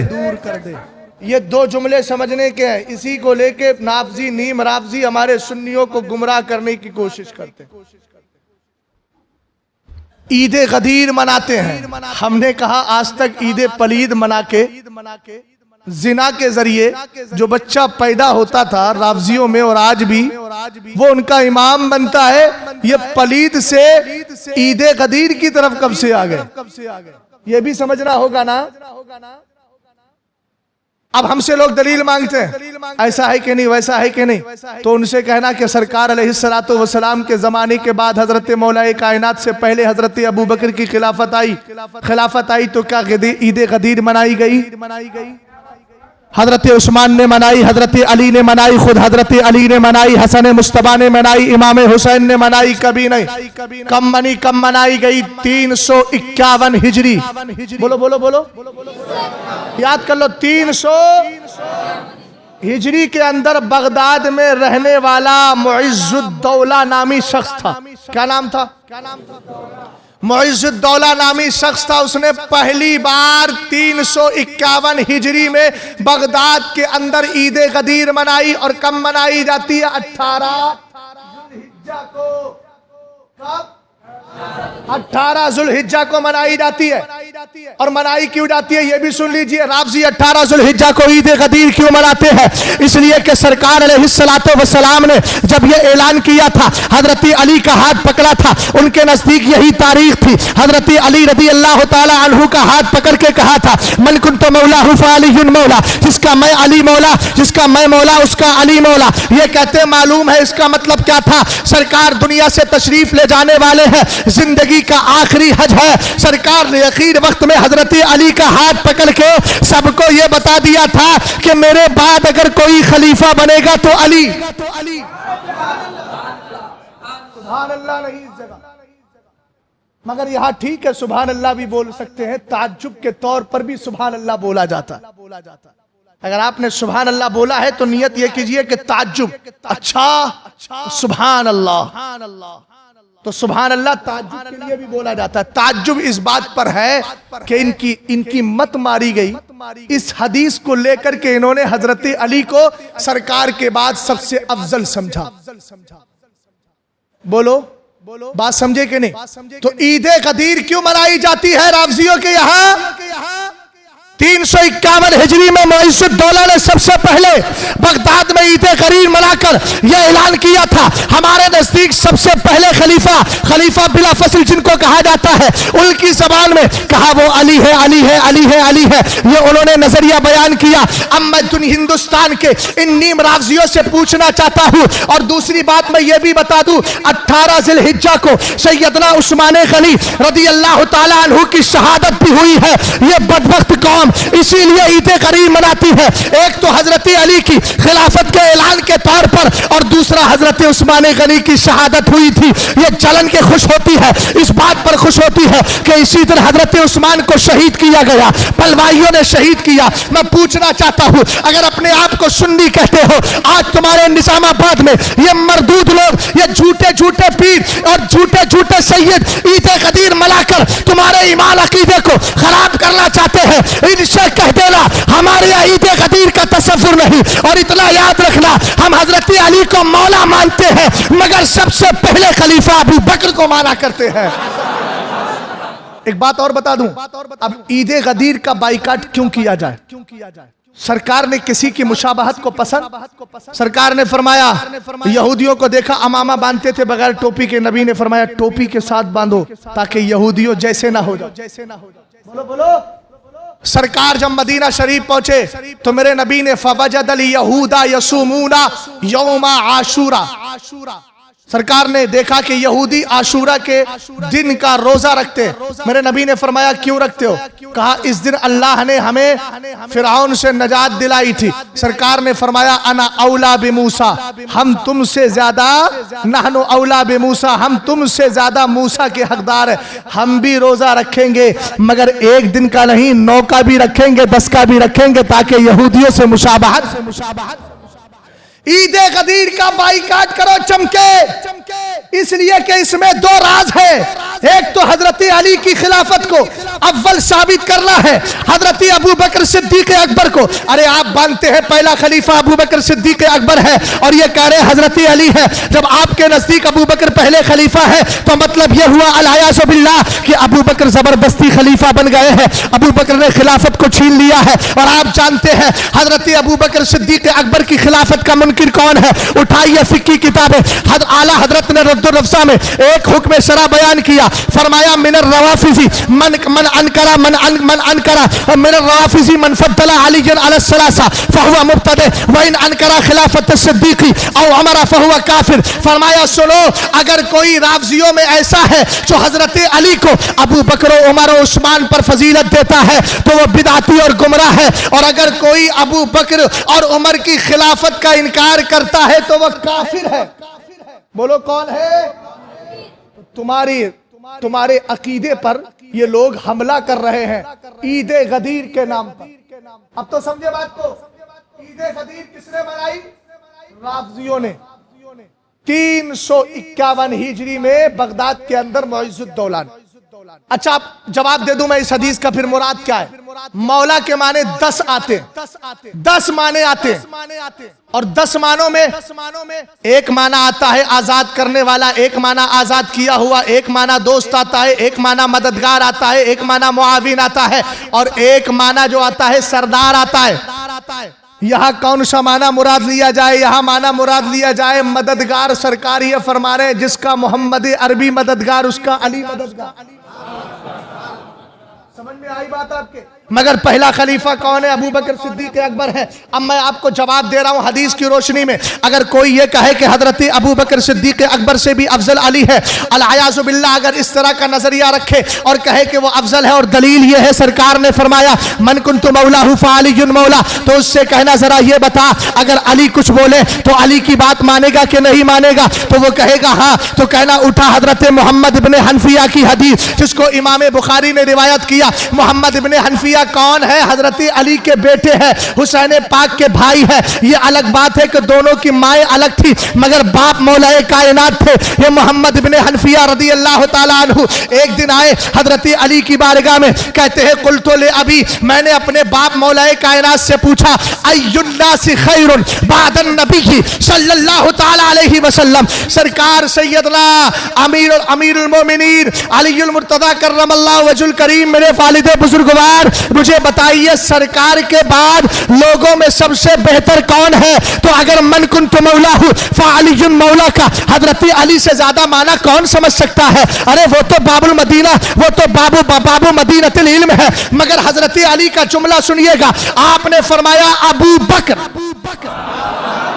सरकार के बाद सबसे बेहतर अगर कोई है, ऊंचा बोलो, हजरत मोहम्मद इब्ने हनफिया, आपके इस फरमान पर हमारी जाने कुर्बान, आपने बहुत बड़ा मसला हल कर दिया। कहते हैं सुम्मा कुल्तु मन, सुम्मा मन, कहते फिर मैंने अपने बाप से पूछा अब्बू जान इसके बाद बताइए कौन? तो मौलाए कायनात ने कहा उमर। ऊंचा बोलो, क्या कहा? बात समझ में आई आपके? ये जवाब समझे? अच्छा, ये दलील आपको मिल गई तो एक दलील आपको मैं और सुनाई देता। जब हजरत अबू बकर सिद्दीक अकबर रदी अल्लाह ताला अन्हु खलीफा बनने वाले थे, अभी बने नहीं थे, सरकार का विसाल हो गया, दार कुतनी की रिवायत है। तो मौलाए कायनात कहते हैं दखलना अला रसूलिल्लाह सल्लल्लाहु ताला अलैहि वसल्लम फकुल्ना या रसूलल्लाह इस्तखलिफ अलैना, हम सरकार की बारगाह में गए। जाने के बाद मैं जवाब दे रहा हूं, सुनिएगा। उन्होंने मन कुन्तु मौलाहु फअलियुन मौला को दलील बनाया है। तो उसका जवाब ये पहला क्या है? पहला जवाब तो यही कि हजरत अली खुद अबू बकर को अपना बड़ा मानते थे, उमर को अपना बड़ा मानते थे और खलीफा मानते थे, उनके हाथ पर बैत भी की थी। दूसरी बात ये, सरकार सैयदना मौलाए कायनात रदी अल्लाह ताला अन्हु की रिवायत दार कुतनी ने ली और आला हजरत ने गायतुत तहकीक फी इमामतिल अली व सिद्दीक में इसको जिक्र किया। फरमाते हैं हजरत मौलाए कायनात सरकार अलैहिस्सलाम जब मरसे विसाल में थे, सरकार की जिंदगी के आखिरी अय्याम चल रहे थे, फरमाते दखल अला रसूलिल्लाह, हम सरकार की बारगाह में आए, आकर के हमने अर्ज की आका अब आपके जाहिरी हालात से लगता है आप दुनिया से तशरीफ ले जाएंगे, सरकार इस्तखलिफ अलैना, हमारा कोई खलीफा बता दीजिए, कौन है खलीफा? अब इससे ज्यादा क्लियर सवाल कोई हो सकता है? हजरत अली खुद कह रहे हमने पूछा, अर्ज की सरकार इस्तखलिफ अलैना, हमारा खलीफा मुकर्रर कर दे। तो सरकार ने क्या जवाब दिया? कारी साहब कबिला जरा ध्यान से सुनिएगा। हाँ, मुझे ये लग रहा है आप शायद 7वें आसमान की सैर पे कभी कभी चले जा रहे हैं। इन दोनों आपके सैर का जमाना तो चल रहा है। तवज्जो फरमाइएगा इधर। हजरत मौलाए कायनात रदी अल्लाह ताला अन्हु ने अर्ज की सरकार इस्तखलिफ अलैना खलीफा बना दे। सरकार ने फरमाया ला ला मैं कोई खलीफा नहीं बनाऊं। तो फिर तब मेरे नबी ने इरशाद फरमाया इ अलमिल्लाहु फीकुम खैरा युवल्ली अलैकुम। सरकार फरमाते अगर अल्लाह तुम में भलाई जानेगा तो तुम में सबसे बेहतर को तुम्हारा खलीफा बना देगा। अब यहां सरकार के जुमले मुकम्मल हुए। हजरत अली से सरकार ने कहा अगर अल्लाह तुम में भलाई जानेगा या अल्लाह तुम में बेहतर को जानेगा तो उसको तुम भलाई जानेगा तो तुम में जो सबसे बेहतर है उसको तुम्हारा खलीफा बना देगा, उसको तुम्हारा खलीफा मुकर्रर कर देगा। हमने कहा हजरत अली आपका स्टेटमेंट का क्या है, आपका नजरिया क्या है? रिवायत के अंदर दार कुतनी कहते हैं काला अली रदी अल्लाह ताला अन्हु फअलिम अल्लाहु फीना खैरा फवल्ला अलैना अबा बकरिन। तो कहते हैं सुनो अल्लाह ने हम में भलाई जानी भी और जानने के बाद अल्लाह रब्बुल इज्जत ने हमारा खलीफा अबू बकर को मुकर्रर कर दिया है। हमने कहा अली खलीफा माना, कहा मानते कैसे नहीं। सरकारे दो आलम ने जिसको ज़ाहिरी जिंदगी में मुसल्ले पे खड़ा होकर हमारी नमाजों का इमाम बना दिया हो, हमने दुनियावी इमाम भी उसी को मुकर्रर कर लिया है। बात समझे? अरे बात समझे कि नहीं? पहली बात क्या, मन कुन तो मौलाहू फ़अलियुल मौला। तो जवाब मिला इसका। एक दलील और दे दूं। ये राफ़ज़ी क्या है, हजरत उमर फारूक आज़म एक दिन सरकार की बारगाह में बैठे थे तो मेरे नबी अलैहिस्सलाम ने फरमाया कागज़ कलम लाओ। बुखारी शरीफ की हदीस है कागज़ कलम लाओ मैं कुछ लिख दूं। हजरत उमर ने कहा सरकार कुरान के होते हुए हमें किसी तहरीर की जरूरत। सरकार ने मान लिया। तो बदबख्त क्या कहते हैं, बोले वो सरकार उसमें लिख के देने वाले थे कि अली मेरे बाद खलीफा होंगे मगर उमर ने लिखने नहीं दिया। मैंने कहा ए बदबख्तो जरा इतना गौर करो, अगर से उमर का नाम सुनते ही शैतान भाग जाए मगर मेरे मुस्तफ़ा वो हैं जिनके सलाल के सामने उमर भी सानुए अदब तय किया करते थे। सरकार जब जलाल में आते थे ना तो हजरत उमर की नजरें भी नीची हो जाती थी। कहते थे रदीतु बिल्लाहि रब्बन व बिल इस्लाम दीनन व बि मुहम्मदिन सल्लल्लाहु अलैहि वसल्लम नबिय्या। ठीक, एक जवाब और इसी हदीस का कि ठीक है हजरत अली को हजरत उमर ने कह दिया मत आप मत लिखिए। सर हजरत अली को लिखने वाले थे सरकार की बारगाह में। हजरत उमर ने कहा सरकार मत लिखिए। सरकार ने लिखना छोड़ दिया। अब नहीं दिया तो मुझे यह बताइए कि दामाद हजरत अली थे कि हजरत उमर? हजरत अली दामाद थे, सगे चचा जात भाई थे। ये वो अली है जिनके लिए सरकार कहते हैं अंता आखी फिद दुनिया वल आखिरा, तो दुनिया में भी मेरा भाई है आखिरत में भी मेरा भाई। तो और दामाद ज्यादा आता है ना, वो तो समधी लगते थे सरकार अलैहिस्सलाम के। कौन नहीं समझी नहीं, ससुर लगते थे हजरत उमर फारूक आजम। और ससुर का आना जाना बेटियों के यहाँ कम होता है ना, मगर वो दामाद थे कौन? हजरत अली तो ज्यादा आते थे। हजरत उमर फारूक आजम के कहने से सरकार ने नहीं लिखा, तो किसी और वक्त अली आए होते तो लिख के दे देते। क्या उमर रोकते? हमने कहा अगर इस हदीस को दलील बनाता है तो इस हदीस का जवाब क्या देगा? जो गुलाम ताजुश शरिया आपको सुनाने जा रहा है, किताब का नाम मुस्लिम शरीफ है। अन आयशा रज़ियल्लाहु ताला अन्हा क़ालत क़ाल अली रसूलुल्लाह सल्लल्लाहु ताला अलैहि वसल्लम फी मर्ज़िहिल लज़ी माता। हज़रत उम्मुल मोमिनीन कहते हैं कि सरकार अलैहिस्सलाम मर्ज़े विसाल में है। सरकार ने मुझसे इरशाद फरमाया उदई ली अबाकी व अखाकी, ऐ आयशा अपने बाप अबू बकर को भी बुलाओ, अपने भाई अब्दुर्रहमान को भी बुलाओ, हत्ता अक्तुबा किताबा, ताकि मैं उन्हें कुछ लिख के दे दूं।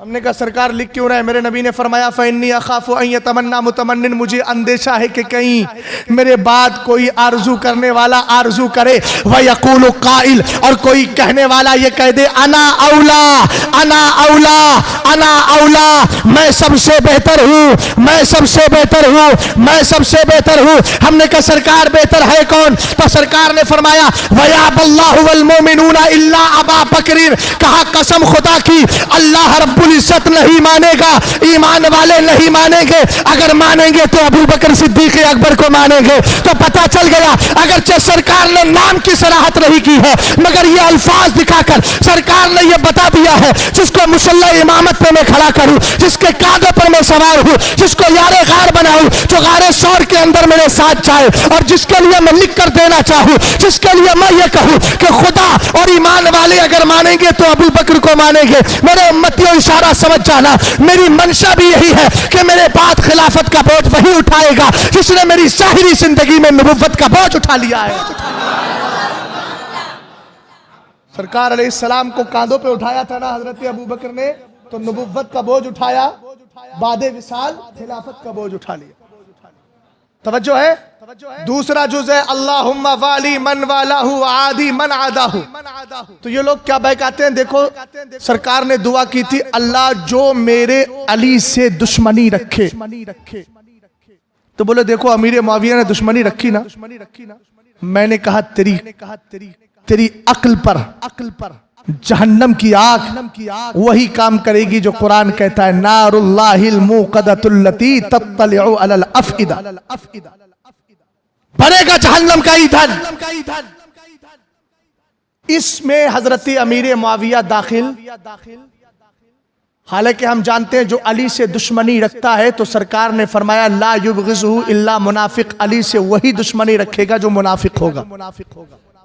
इस हदीस को पकड़ के ये कमबख्त दलील लाते हैं, कहते हैं देखो सरकार ने कहा ला युबग़िज़ुहु इल्ला मुनाफिक, अली से दुश्मनी रखने वाला मुनाफिक है। अमीर मुआविया ने दुश्मनी रखी अल-अयाज़ु बिल्लाह, तो फिर उनको बदबख्त मुनाफिक भी कहते हैं। और कहते हैं देखो उन्होंने अदावत अली को दिल में पाला, इसलिए वो ईमान वाले भी नहीं मुनाफिक है। बोलो माअज़ल्लाह माअज़ल्लाह। मैंने कहा हजरत अमीर मुआविया रज़ियल्लाहु ताला अन्हु और हजरत अली के दरमियान जो इख्तिलाफ हुआ था ना, एक दिन मेरे सरकार तशरीफ फरमा है, हजरत अमीर मुआविया है, हजरत अबू बकर है, हजरत उमर है, इतने में हजरत अली आए। जब अली आए तो मेरे सरकार ने हजरत अमीर मुआविया से पूछा, ये रिवायत दे रहा हूं इब्ने असाकिर के हवाले से, सुन लेना, ज़हनो दिमाग में बिठा लेना। अगर ये रिवायत याद कर ली, राफ़ज़ियत को तबाह करने के लिए ये रिवायत ही काफी होगी। हजरत अली भी मौजूद है, हजरत अमीर मुआविया है, हजरत अबू बकर है, हजरत उमर है। इतने में आ गए कौन? हजरत अमीर मुआविया, हजरत अली आ गए। जब अली आए तो मेरे सरकार ने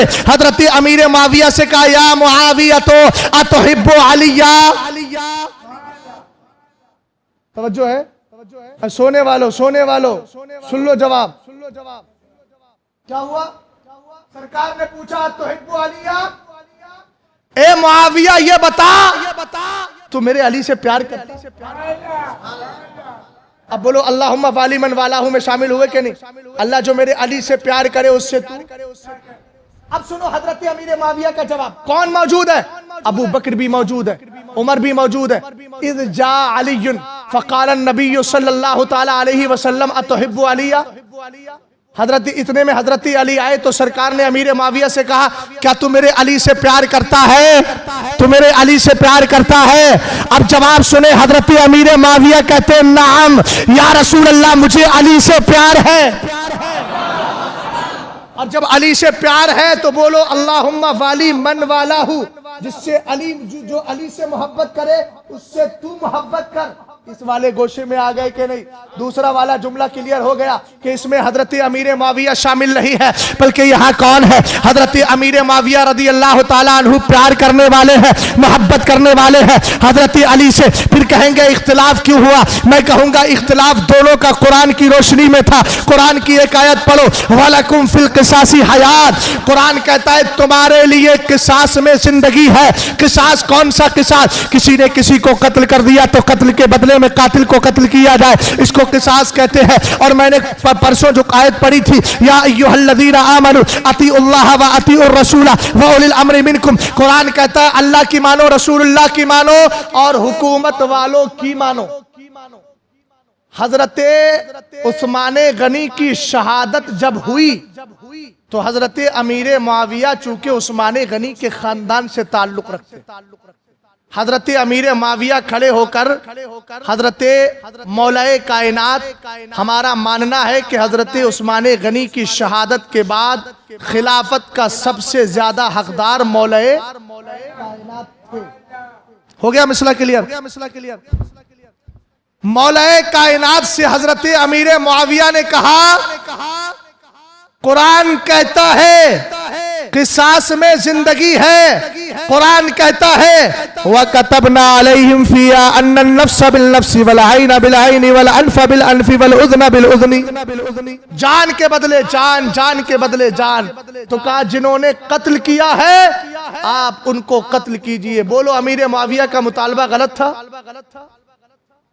बोलो सही था कि नहीं? अरे बोलो, कुरान के हवाले से था ना मुतालबा। हजरत अली रदी अल्लाह ताला अन्हु खलीफा वक्त है। हजरत अमीर मुआविया हकदार नहीं थे खिलाफत के।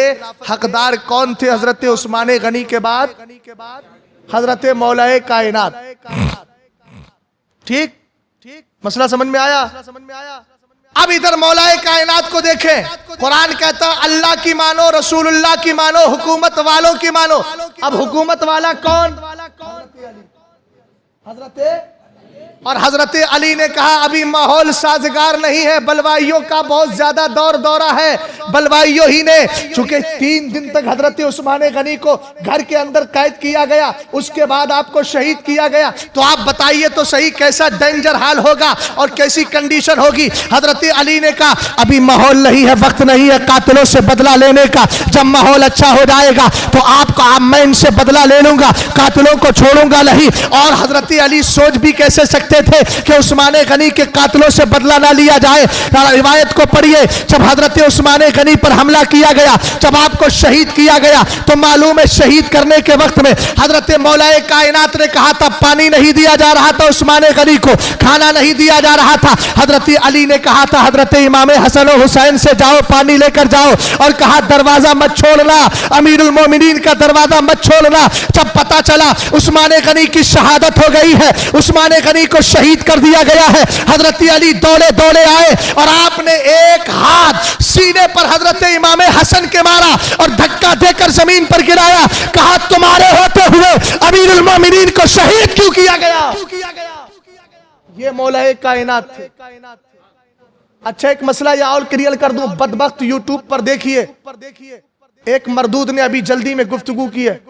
कहा कि अगर अमीर मुआविया रदी अल्लाह ताला अन्हु उनके लिए कि अगर उनको उस्मान गनी के कातिलों का बदला लेना इतना ही प्यारा था तो मुल्क शाम में क्यों बैठे थे, आके उस्मान की हिफाजत करते। मैंने कहा वाह तेरी अक्ल पे हम कुर्बान तो नहीं जाएंगे, 2-4 ठू लाटे मारेंगे। कैसा सोचता है? हजरत अली रदी अल्लाह ताला, चलो हजरत अमीर मुआविया तो मुल्क शाम में थे, हजरत अली कहाँ थे? मदीना शरीफ में। बोलो कहाँ थे भाई? हजरत उस्मान गनी ने हजरत अमीर मुआविया को मुल्क शाम का गवर्नर बनाया था। मुझे मदरसे वालों ने जिम्मेदार बनाया है कि मदरसे में पढ़ाना है। अब मैं मदरसे में जाके पढ़ाऊं नहीं। मान लीजिए हुजूर कायदे मिल्लत के यहाँ कोई काम हो और घर में बहुत ज्यादा खिदमत की जरूरत हो, मुझे उन्होंने लगाया मदरसे में पढ़ाओ। अब वहां पर मान लीजिए काम ना हो सके, आप जाके कहो यार मौलाना तुम्हारे होते हुए हजरत के घर में ये काम नहीं हुआ, तो मैं कहूंगा भैया मुझे जिम्मेदारी हजरत ने मदरसे में पढ़ाने की दी है तो वो ड्यूटी अदा कर रहा हूँ। हजरत उस्मान गनी ने क्या कहा था? जाओ मैंने तुम्हें गवर्नर बना दिया है मुल्क शाम का। तो हजरत अमीर मुआविया कोई यूं ही टहल नहीं रहे थे, बल्कि इस्लाम के कानून के मुताबिक हजरत उस्मान गनी के कहने पर शरीयत के मुताबिक अपनी जिम्मेदारी अदा कर रहे थे। तो पहली बात तो तुम्हारा ये जुमला गलत है। दूसरी बात, अगर ये इतराज अमीर मुआविया पे करते हो तो वो तो मुल्क शाम में बैठे थे, मौलाए कायनात तो घर थे। खाली हसन और हुसैन को भेजा, मौलाए कायनात खुद क्यों नहीं गए? शेरे खुदा थे। कोई कह सकता है नाज़ुबिल्लाह? ये जुमले नहीं लाए जाते बुजुर्गों की बारगाह में। हजरत उस्मान गनी रदी अल्लाह ताला अन्हु की शहादत हो गई। हजरत अली ने कहा अभी मौका नहीं है। तो हजरत अमीर मुआविया रदी अल्लाह ताला अन्हु के लिए कुरान की आयत थी कि अल्लाह की मानो, रसूलुल्लाह की मानो, हुकूमत वालों की मानो। मगर चूंकि कुरान से दोनों का इस्तिदलाल था, हजरत अली कह रहे थे मेरी मानो चूंकि मैं हाकिम हूँ, हजरत अमीर मुआविया कह रहे थे आप हाकिम है तो हाकिम की जिम्मेदारी होती है वलकुम फिल क़िसासी हयात व कतबना अलैहिम फिया अन्नन नफ्स बिल नफ्सी। अब बोलो दोनों का दावा कुरान के मुताबिक था कि कुरान के खिलाफ? बोलो कुरान के मुताबिक था कि नहीं? और जब कुरान के मुताबिक दोनों का इस्तिहाद चल रहा है तो हम यही कहेंगे ना अमीर माविया गलत थे ना हजरत मौलाए कायनात गलत थे। हाँ, इतना कहा जा सकता है जो आला हजरत ने कहा कि हजरत अली के मुकाबले में जितने आए वो सब खता पर थे, मगर खता का माना गुनाह नहीं, खता का माना खता इस्तिहादी है जिस पर अल्लाह ताला खता होने के बाद भी एक नेकी का सवाब अता फरमा दिया करता है। समझ गए आप बात को? हाँ, बस बात को खत्म कर रहा हूं, 1 घंटा पूरा हो गया। हाँ, लेकिन मैं उस तरह का खतीब नहीं हूं कि बस मैं घंटे को देखता रहूं कि सर्कुलेशन में रहे, घंटी घड़ी पूरी हो जाए, 1 घंटा हुआ उसके बाद गुफ्तगू खत्म, आगे बोलता नहीं। अल्लाह का फजल है, अगर आप चाहेंगे तो 1 घंटा और भी बोल सकता हूं। मैटर मेरे मुर्शिद ने बहुत कुछ दे दिया, वक्त कम पड़ जाता है, मैटर बेफजल ही ताला खत्म नहीं होता। बस आखिरी बात आपको मैं बता दूं, गुफ्तगू को खत्म करो। राफजियों से भागा करो, दूर रहा करो। मैंने सरकार की हदीस सुनाई, सरकार ने फरमाया यतानून अला सलफ, इनकी पहचान ये है कि ये बुजुर्गों पर उंगलियां उठाएंगे, यानी मेरे सहाबा पर, उनके बाद जो बुजुर्गाने दीन आए उन पर, पिछलों पर ये उंगलियां उठाएंगे। हजरत इमाम आदम अबू हनीफा रदी अल्लाह ताला अन्हु के दौर में एक राफजी था, राफजी हजरत उस्मान गनी को कमबख्त यहूदी कहता था, मगर इमाम कुर्बान जाइए इमाम आदम अबू हनीफा की जहानत पर, जिनके लिए बुजुर्गों ने कहा पूरी दुनिया की अकलें एक तराजू में, हजरत इमाम की अकल एक तराजू में। हजरत इमाम आजम अबू हनीफा रदी अल्लाह ताला अन्हु उसके घर गए, घर जाने के बाद कहा भैया मैं एक रिश्ता लेके आया हूँ। का कौन सा रिश्ता? कहा कि एक ऐसे लड़के का रिश्ता लेके आया जो हाफिज कुरान है, आलिम दीन है, मुत्तकी है, परहेजगार है, कुरान पढ़ता है, बड़ी जबरदस्त गुफ्तगू करता है, इल्म बहुत शानदार है उसके पास, मगर वो यहूदी है। जवाब नहीं समझे? अरे बोलो ना सुभान अल्लाह। क्या जवाब दिया? कहा है सब कुछ खूबियां उसमें, मगर यहूदी है।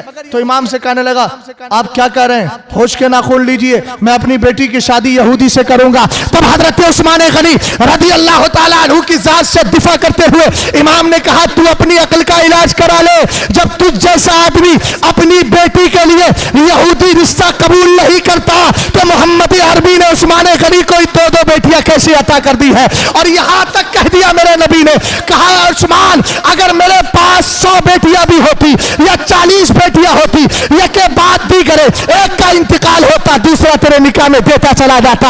हमने कहा, हजरत इमाम आजम ने कहा जब तुझ जैसा आदमी अपनी बेटी के लिए यहूदी लड़के को एक्सेप्ट नहीं करता तो सारे नबियों का इमाम यहूदी को अपनी 2 बेटियां कैसे दे सकता है। हजरत उस्मान गनी रदी अल्लाह ताला अन्हु की शान जब बयान की, इमाम आजम ने जब ये जवाब दिया, बोला हजरत माफ कीजिए, आज से मैं राफजियत से तौबा कर। और आला हजरत का अमल देख लीजिए, बात यहीं स्टॉप। हर अरे गैरे के साथ लोग खाना पीना पसंद करते, अरे हजरत क्या किया जाए, कारोबार का मामला है। मैंने कहा ये कारोबार ना देखिए, आखिरत की फिक्र कीजिए, अपने ईमान अकीदे की हिफाजत कीजिए। आज ही मैं आला हजरत का रिसाला अभी मगरिब के बाद मतलउल कमरैन में पढ़ रहा था, हजरत काजी अयाज ने शिफा शरीफ में फरमाया किसी गुमराह के पास मत बैठो, इसलिए कि अल्लाह ताला गुमराह का ईमान ले चुका है, इस्लाम ले चुका है। और आगे फरमाया जो गुमराह के साथ बैठता है कल कयामत के दिन अंधा उठाया जाएगा। आला हजरत रदी अल्लाह ताला अन्हु कोई बिला वजह गुफ्तगू थोड़ी करते हैं, और मेरे इमाम ने कोई बिला वजह रद्द थोड़ी किया इन बदअकीदा लोगों का, जो आज ये हिकमतें निकाल के दर दर और दर दर और करिया और डगर डगर घूम घूम के कहते हैं रद्द मत करो, रद्द मत करो, रद्द मत करो। मैंने कहा देख ले कादी आयाज का जुमला क्या है जो इन बदअकीदा लोगों गुमराहों के पास बैठता है। एक जुमला इसी में सम कर देता हूँ। मकतूबात इमाम रब्बानी में मुजद्दिद अल्फसानी कहते हैं किसी बदअकीदा इंसान के पास बैठने से बेहतर यह है कि आदमी किसी बुत परस्त के पास बैठ जाए। इसलिए कि बुत परस्त आपसे कभी ये नहीं कहता है चलो मंदिर में पूजा कर लो, मगर इसके पेट के अंदर इस कदर कीड़े काटते हैं, बैठेगा तो देखिए ना वहां नहीं जाना चाहिए। मज़ारात औलिया पे लोग जाते हैं, सजदे करते हैं, शिर्क करते हैं, इसको ये बीमारी है। इसके जरासीम अंदर से काटते रहते हैं, इससे बुलवाते रहते हैं। हजरत इमाम अहले सुन्नत रदी अल्लाह ताला अन्हु फरमाते, मैं बरेली शरीफ में था, बरेली शरीफ के अंदर मौजूद थे। आला हजरत फरमाते, मैंने देखा एक आदमी अटैची पकड़े मेरे पास आया, और आने के बाद वो दिल्ली से आ रहा था, रहने वाला लखनऊ का था। अटैची पकड़े, मलफूज शरीफ में पढ़ लीजिए। तो आला हजरत रदी अल्लाह ताला अन्हु से क्या कहने लगा, जैसे हम शियों में मुस्तहिद होते हैं, इनके मुस्तहिद भी कितने गंदे होते हैं। ईद पलीद में नापाक नुत्फे से जो पैदा होते हैं वो इनके मुस्तहिद बनते हैं। समझ गए आप बात? तो मामला क्या हुआ? आला हजरत रदी अल्लाह ताला अन्हु से पूछने लगा कि हमारे यहाँ जो मुस्तहिद होते हैं शियों में, क्या आप भी सुन्नियों में ऐसे ही मुस्तहिद हो? आला हजरत से सवाल किया। आला हजरत ने चेहरा उधर कर दिया। एक बार पूछा आला हजरत का चेहरा उधर, क्या आला हजरत को जवाब नहीं था? जवाब मालूम नहीं था? बोलो, जवाब था, मगर आला हजरत ने चेहरा उधर किया। फिर उसके बाद में आला हजरत से सवाल किया, फिर आला हजरत ने चेहरा उधर ही रखा। तीसरी बार सवाल किया। जब बार बार सवाल करता रहा और उससे पता चल गया कि आला हजरत मेरी तरफ देखने वाले नहीं, मेरा जवाब देने वाले नहीं, अपनी अटैची उठाई और बरेली स्टेशन से फिर लखनऊ रवाना हो गया। जब ये चला गया ना, तो पास में बैठे हुए हम जैसे गुलाम होते हैं ना, तो किसी ने कहा, सरकार आपसे मसला ही तो मालूम कर रहा था, आपसे बात ही तो पूछ रहा था, आपने जवाब क्यों नहीं दिया? तब मेरे इमाम का जुमला सुनिएगा। आज जो तरह तरह की बातें करते हैं, इन मौलवियों को हो क्या गया है, मिंबर रसूल पर कभी राफजियों का रद है, कभी देवबंदियों का रद है। हमने कहा यह हमारा फर्ज है। सरकार फरमाते हैं, सरकार फरमाते हैं, अगर फितने पैदा हो, बिदाते जन्म ले, मेरे सहाबा को गालियां दी जाए, आलिम पर फर्ज है गूंगा बैठे नहीं, जबान खोल के उनका रद्द करता चला जाए। और जो आलिम नहीं करता है वो सुने, गूंगा शैतान, उसका आलम यह नफिल कबूल ना फर्ज कबूल, उस पर अल्लाह की लानत, फरिश्तों की लानत, सारे लोगों की लानत। अब अगर किसी को इतनी लानतें पसंद है तो लेता रहे। हमने तो आला हजरत की किताबों में यही पढ़ा है कि हक बोलो चाहे जमाना कुछ भी कहे। समझ में आई बात आपकी? और यही कहते चले जाओ, किल के रसा है खंजरे खुखार बरकबार, आदा से कह दो खैर मनाए नशर करें, और दुआ करो तो ये करो, खुदा ऐसी कुव्वत दे मेरे कलम में कि बद मजहबों को सुधारा करो। आला हजरत रदी अल्लाह ताला अन्हु से जब कहा गया, आपने फरमाया मुझ पर एतराज मत करो, ये एतराज करना है तो खलीफा सानी अमीरुल मोमिनीन हजरत उमर पे करो। एक दिन हजरत उमर की बारगाह में एक शख्स आया, कहने लगा भूखा हूं। आपने बुलाया, किसी को कहा खाने का इंतजाम किया जाए, खाने का इंतजाम हो गया। आखिर जुमले बोल रहा हूं, नींद की नजर मत कर दीजिएगा, इसको सोने की जरूरत नहीं, जागने की जरूरत है। समझ में आई बात आपके? जमाना सो रहा है मगर आप जागिए। किसी शायर ने कहा, सारी दुनिया को नींद आ गई, उनका दीवाना बेदार है, आप ही फैसला कीजिए कौन जन्नत का हकदार है। मगर इतनी आसानी से भी नहीं मिलेगी 14 जलसे करा के जन्नत मिल जाए। खौफे इलाही भी दिल में रखो।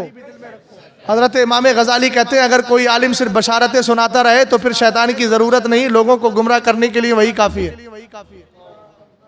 तो बशारतें सामने रखें, मगर बशारतें हम इसलिए सुनाते हैं, वबश्शिरिल लदीना आमनू व अमिनुस्सालिहाति अन्ना लहुम जन्नातिन तजरी। समझ गए? पूरी आयत पढ़ लीजिए, कुरान में बशारत भी है और कुरान में इंजार भी है। सरकार की दो सिफतें हैं, या अय्युहन नबिय्यु इन्ना अर्सलनाका शाहिदन व मुबश्शिरा, और उसके बाद व नज़ीरा, डर भी सुनाते हैं, बशारत भी, दोनों को मिलाना ईमान कहते हैं। उम्मीदो बीम, खौफ भी है, उम्मीद भी है, दोनों के बीच में ईमान है। तो खाली बशारतें सुन के नमाजें छोड़ दो, ऐसा मत करना। मैं हमेशा कहता हूं, सुन्नियों तुम ही नमाजें पढ़ो, इसलिए कि तुम्हारी नमाजें ही इश्क़ रसूल में डूब कर होती है, तो अल्लाह कबूल फरमाता है। अब ये इस रिवायत को पूरा कर रहा हूं। हजरत उमर फारूक आदम से कहने लगा, मुझे भूख लग रही है। दस्तरखान लगाया गया, खाना खा रहा था। थोड़ी सी बात दौराने अकलो खुर्दो नोश उसकी जबान से गुमराही की निकली। हजरत उमर फारूक आदम जलाल में आ गए, खाना हटा इसके सामने से, खाना हटा लिया गया। अब बताओ मुझे, इनसे ज्यादा रहम वाला कोई होगा? अरे आप लोग तो अजीब आदमी हो, मोहल्ले पड़ोस का आदमी है, भूखा है, दे सकते हैं ना देवबंदी को, दे सकते हैं ना वहाबी को। हमने कहा नहीं दे सकते, उसको नहीं खिलाया जाएगा। हाँ, एक मौके पर सरकार मुहद्दिस कबीर से पूछा गया दे सकते हैं कि नहीं, बहुत गरीब है, भूखों मर रहा है, तब आपने कहा नहीं दे सकते। सरकार ताजुश शरिया मौजूद थे, हजरत ने फरमाया नहीं, इसमें थोड़ी सी तफसील है, अगर आपके देने से वो सुन्नी बन सकता है तो उसको दे दो, और अगर नहीं बनता है तो देने की जरूरत नहीं, इसलिए कि नबी के गुस्ताख किसी रहम के काबिल नहीं होते हैं। तवज्जो है, हजरत उमर फारूक आजम ने हटा लिया, खाना हटा, दस्तरखान हटा, और फरमाया हाथ पकड़ निकाल इसको बाहर, समझे। और यहां तो दस्तरखान के लिए दावतें की जाती है, आओ भाई बेटी की शादी है, खाओ। मैंने कल कयामत के दिन क्या जवाब देगा जब मेरे सरकार कहेंगे, हजरत अली ने कहा ना दुश्मन की तीन किस्में होती हैं, एक तेरा दुश्मन, तेरे दोस्त का दुश्मन, तेरे दुश्मन का दोस्त। तीनों से बचना है, तीनों से। अपना दुश्मन भी, अदुव्वु का अदुव्वुन अदुव्वु का, एक दुश्मन तेरा दुश्मन, एक अदुव्वु सदीकी का व सदीक़ु अदुव्वि का, एक तेरे दोस्त का दुश्मन, तेरे दुश्मन का दोस्त, तेरे दुश्मन का दोस्त और तेरे दोस्त का। सरकार हमारे दिलों से, हमारी जानों से भी ज्यादा करीब है ना हमारे, तो हमारे दोस्त हो गए ना। तो जो नबी का दुश्मन होगा उसको सीने से लगाओगे, और जब लगा लिया तो फिर अपने ईमान का फैसला करो। तो हजरत अली ने बता दिया तेरा दुश्मन भी तेरा दुश्मन है, तेरे दोस्त का दुश्मन भी तेरा दुश्मन है, तेरे दुश्मन का दोस्त भी तेरा दोस्त। हजरत उमर फारूक आजम ने बता दिया किसी से रखने की जरूरत नहीं, इसीलिए सरकार ने फरमाया आखिर जमाने में एक ऐसी कौम पैदा होगी जिसको राफजी कहा जाएगा, यंतकिसूनहुम, ये मेरे सहाबा को गालियां देंगे, उनकी शान में तौहीन करेंगे। हमने कहा सरकार करे क्या? फरमाया फला तुवाकिलुहुम वला तुशारिबुहुम वला तुनाकिहुहुम वला तुजालिसुहुम, न इनके पास बैठो, न इनसे इनके साथ खाओ, न इनके साथ पियो, न इनके साथ शादियां करो, बल्कि इनको दूर करके यही करो, दुश्मन अहमद पे शिद्दत कीजिए। आप कहेंगे ये अहमद के दुश्मन क्या है? मैंने कहा जो नबी का दुश्मन नहीं वो भी हमारा दुश्मन, और जो नबी के सहाबा का दुश्मन है वो भी नबी का दुश्मन हुआ करता है। इसलिए कि सरकार फरमाते हैं जो मेरे सहाबा से प्यार करता है तो इसलिए कि मुझसे प्यार करता है, और जो मेरे सहाबा से दुश्मनी रखता है वो मुझसे दुश्मनी रखता है। तो पता चला हमारा मिजाज यही हो, दुश्मन अहमद पे शिद्दत कीजिए, मुल्हिदों की क्या मुरब्बत कीजिए, गैज में जल जाएं बेदीनों के दिल। यहाँ या रसूल अल्लाह की जगह या अमीर मुआविया या अबा बकर या उमर या उस्मान की कसरत कीजिए, और इतनी कसरत करे जमाने को पता चल जाए नाम आते ही अबू बकर उमर का लब पर तू बिगड़ता है वो पहलू में सुलाए हुए। राफजी नहीं जाता भैया, कभी भी मदीना नहीं जाता है, इसलिए कि सरकार ने अपने दरबार के 2 वजीर अब भी अपने करीब रखे हैं, और इसलिए रखे हैं। समझ में आई बात आपके? सादाइन का किरान है पहलू माह में, पहलू में जलवागा तीको उमर की है। समझ गए कारी साहब किबला? इसीलिए रखा है सरकार ने अबू बकर उमर को, ताकि कोई राफजी मेरे नबी की बारगाह में ना आ सके, दूर से ही भाग जाए। समझ में आई बात आपके? इसलिए इनसे बचो, जिनको सरकार पसंद ना करे वो हमें भी अस्तगफिरुल्लाह रब्बी मिन कुल्लि ज़ंबि व अतूबु इलैहि कलमा शरीफ पढ़ ले, ला इलाहा इल्लल्लाहु मुहम्मदुर रसूलुल्लाह सल्लल्लाहु तआला अलैहि वसल्लम।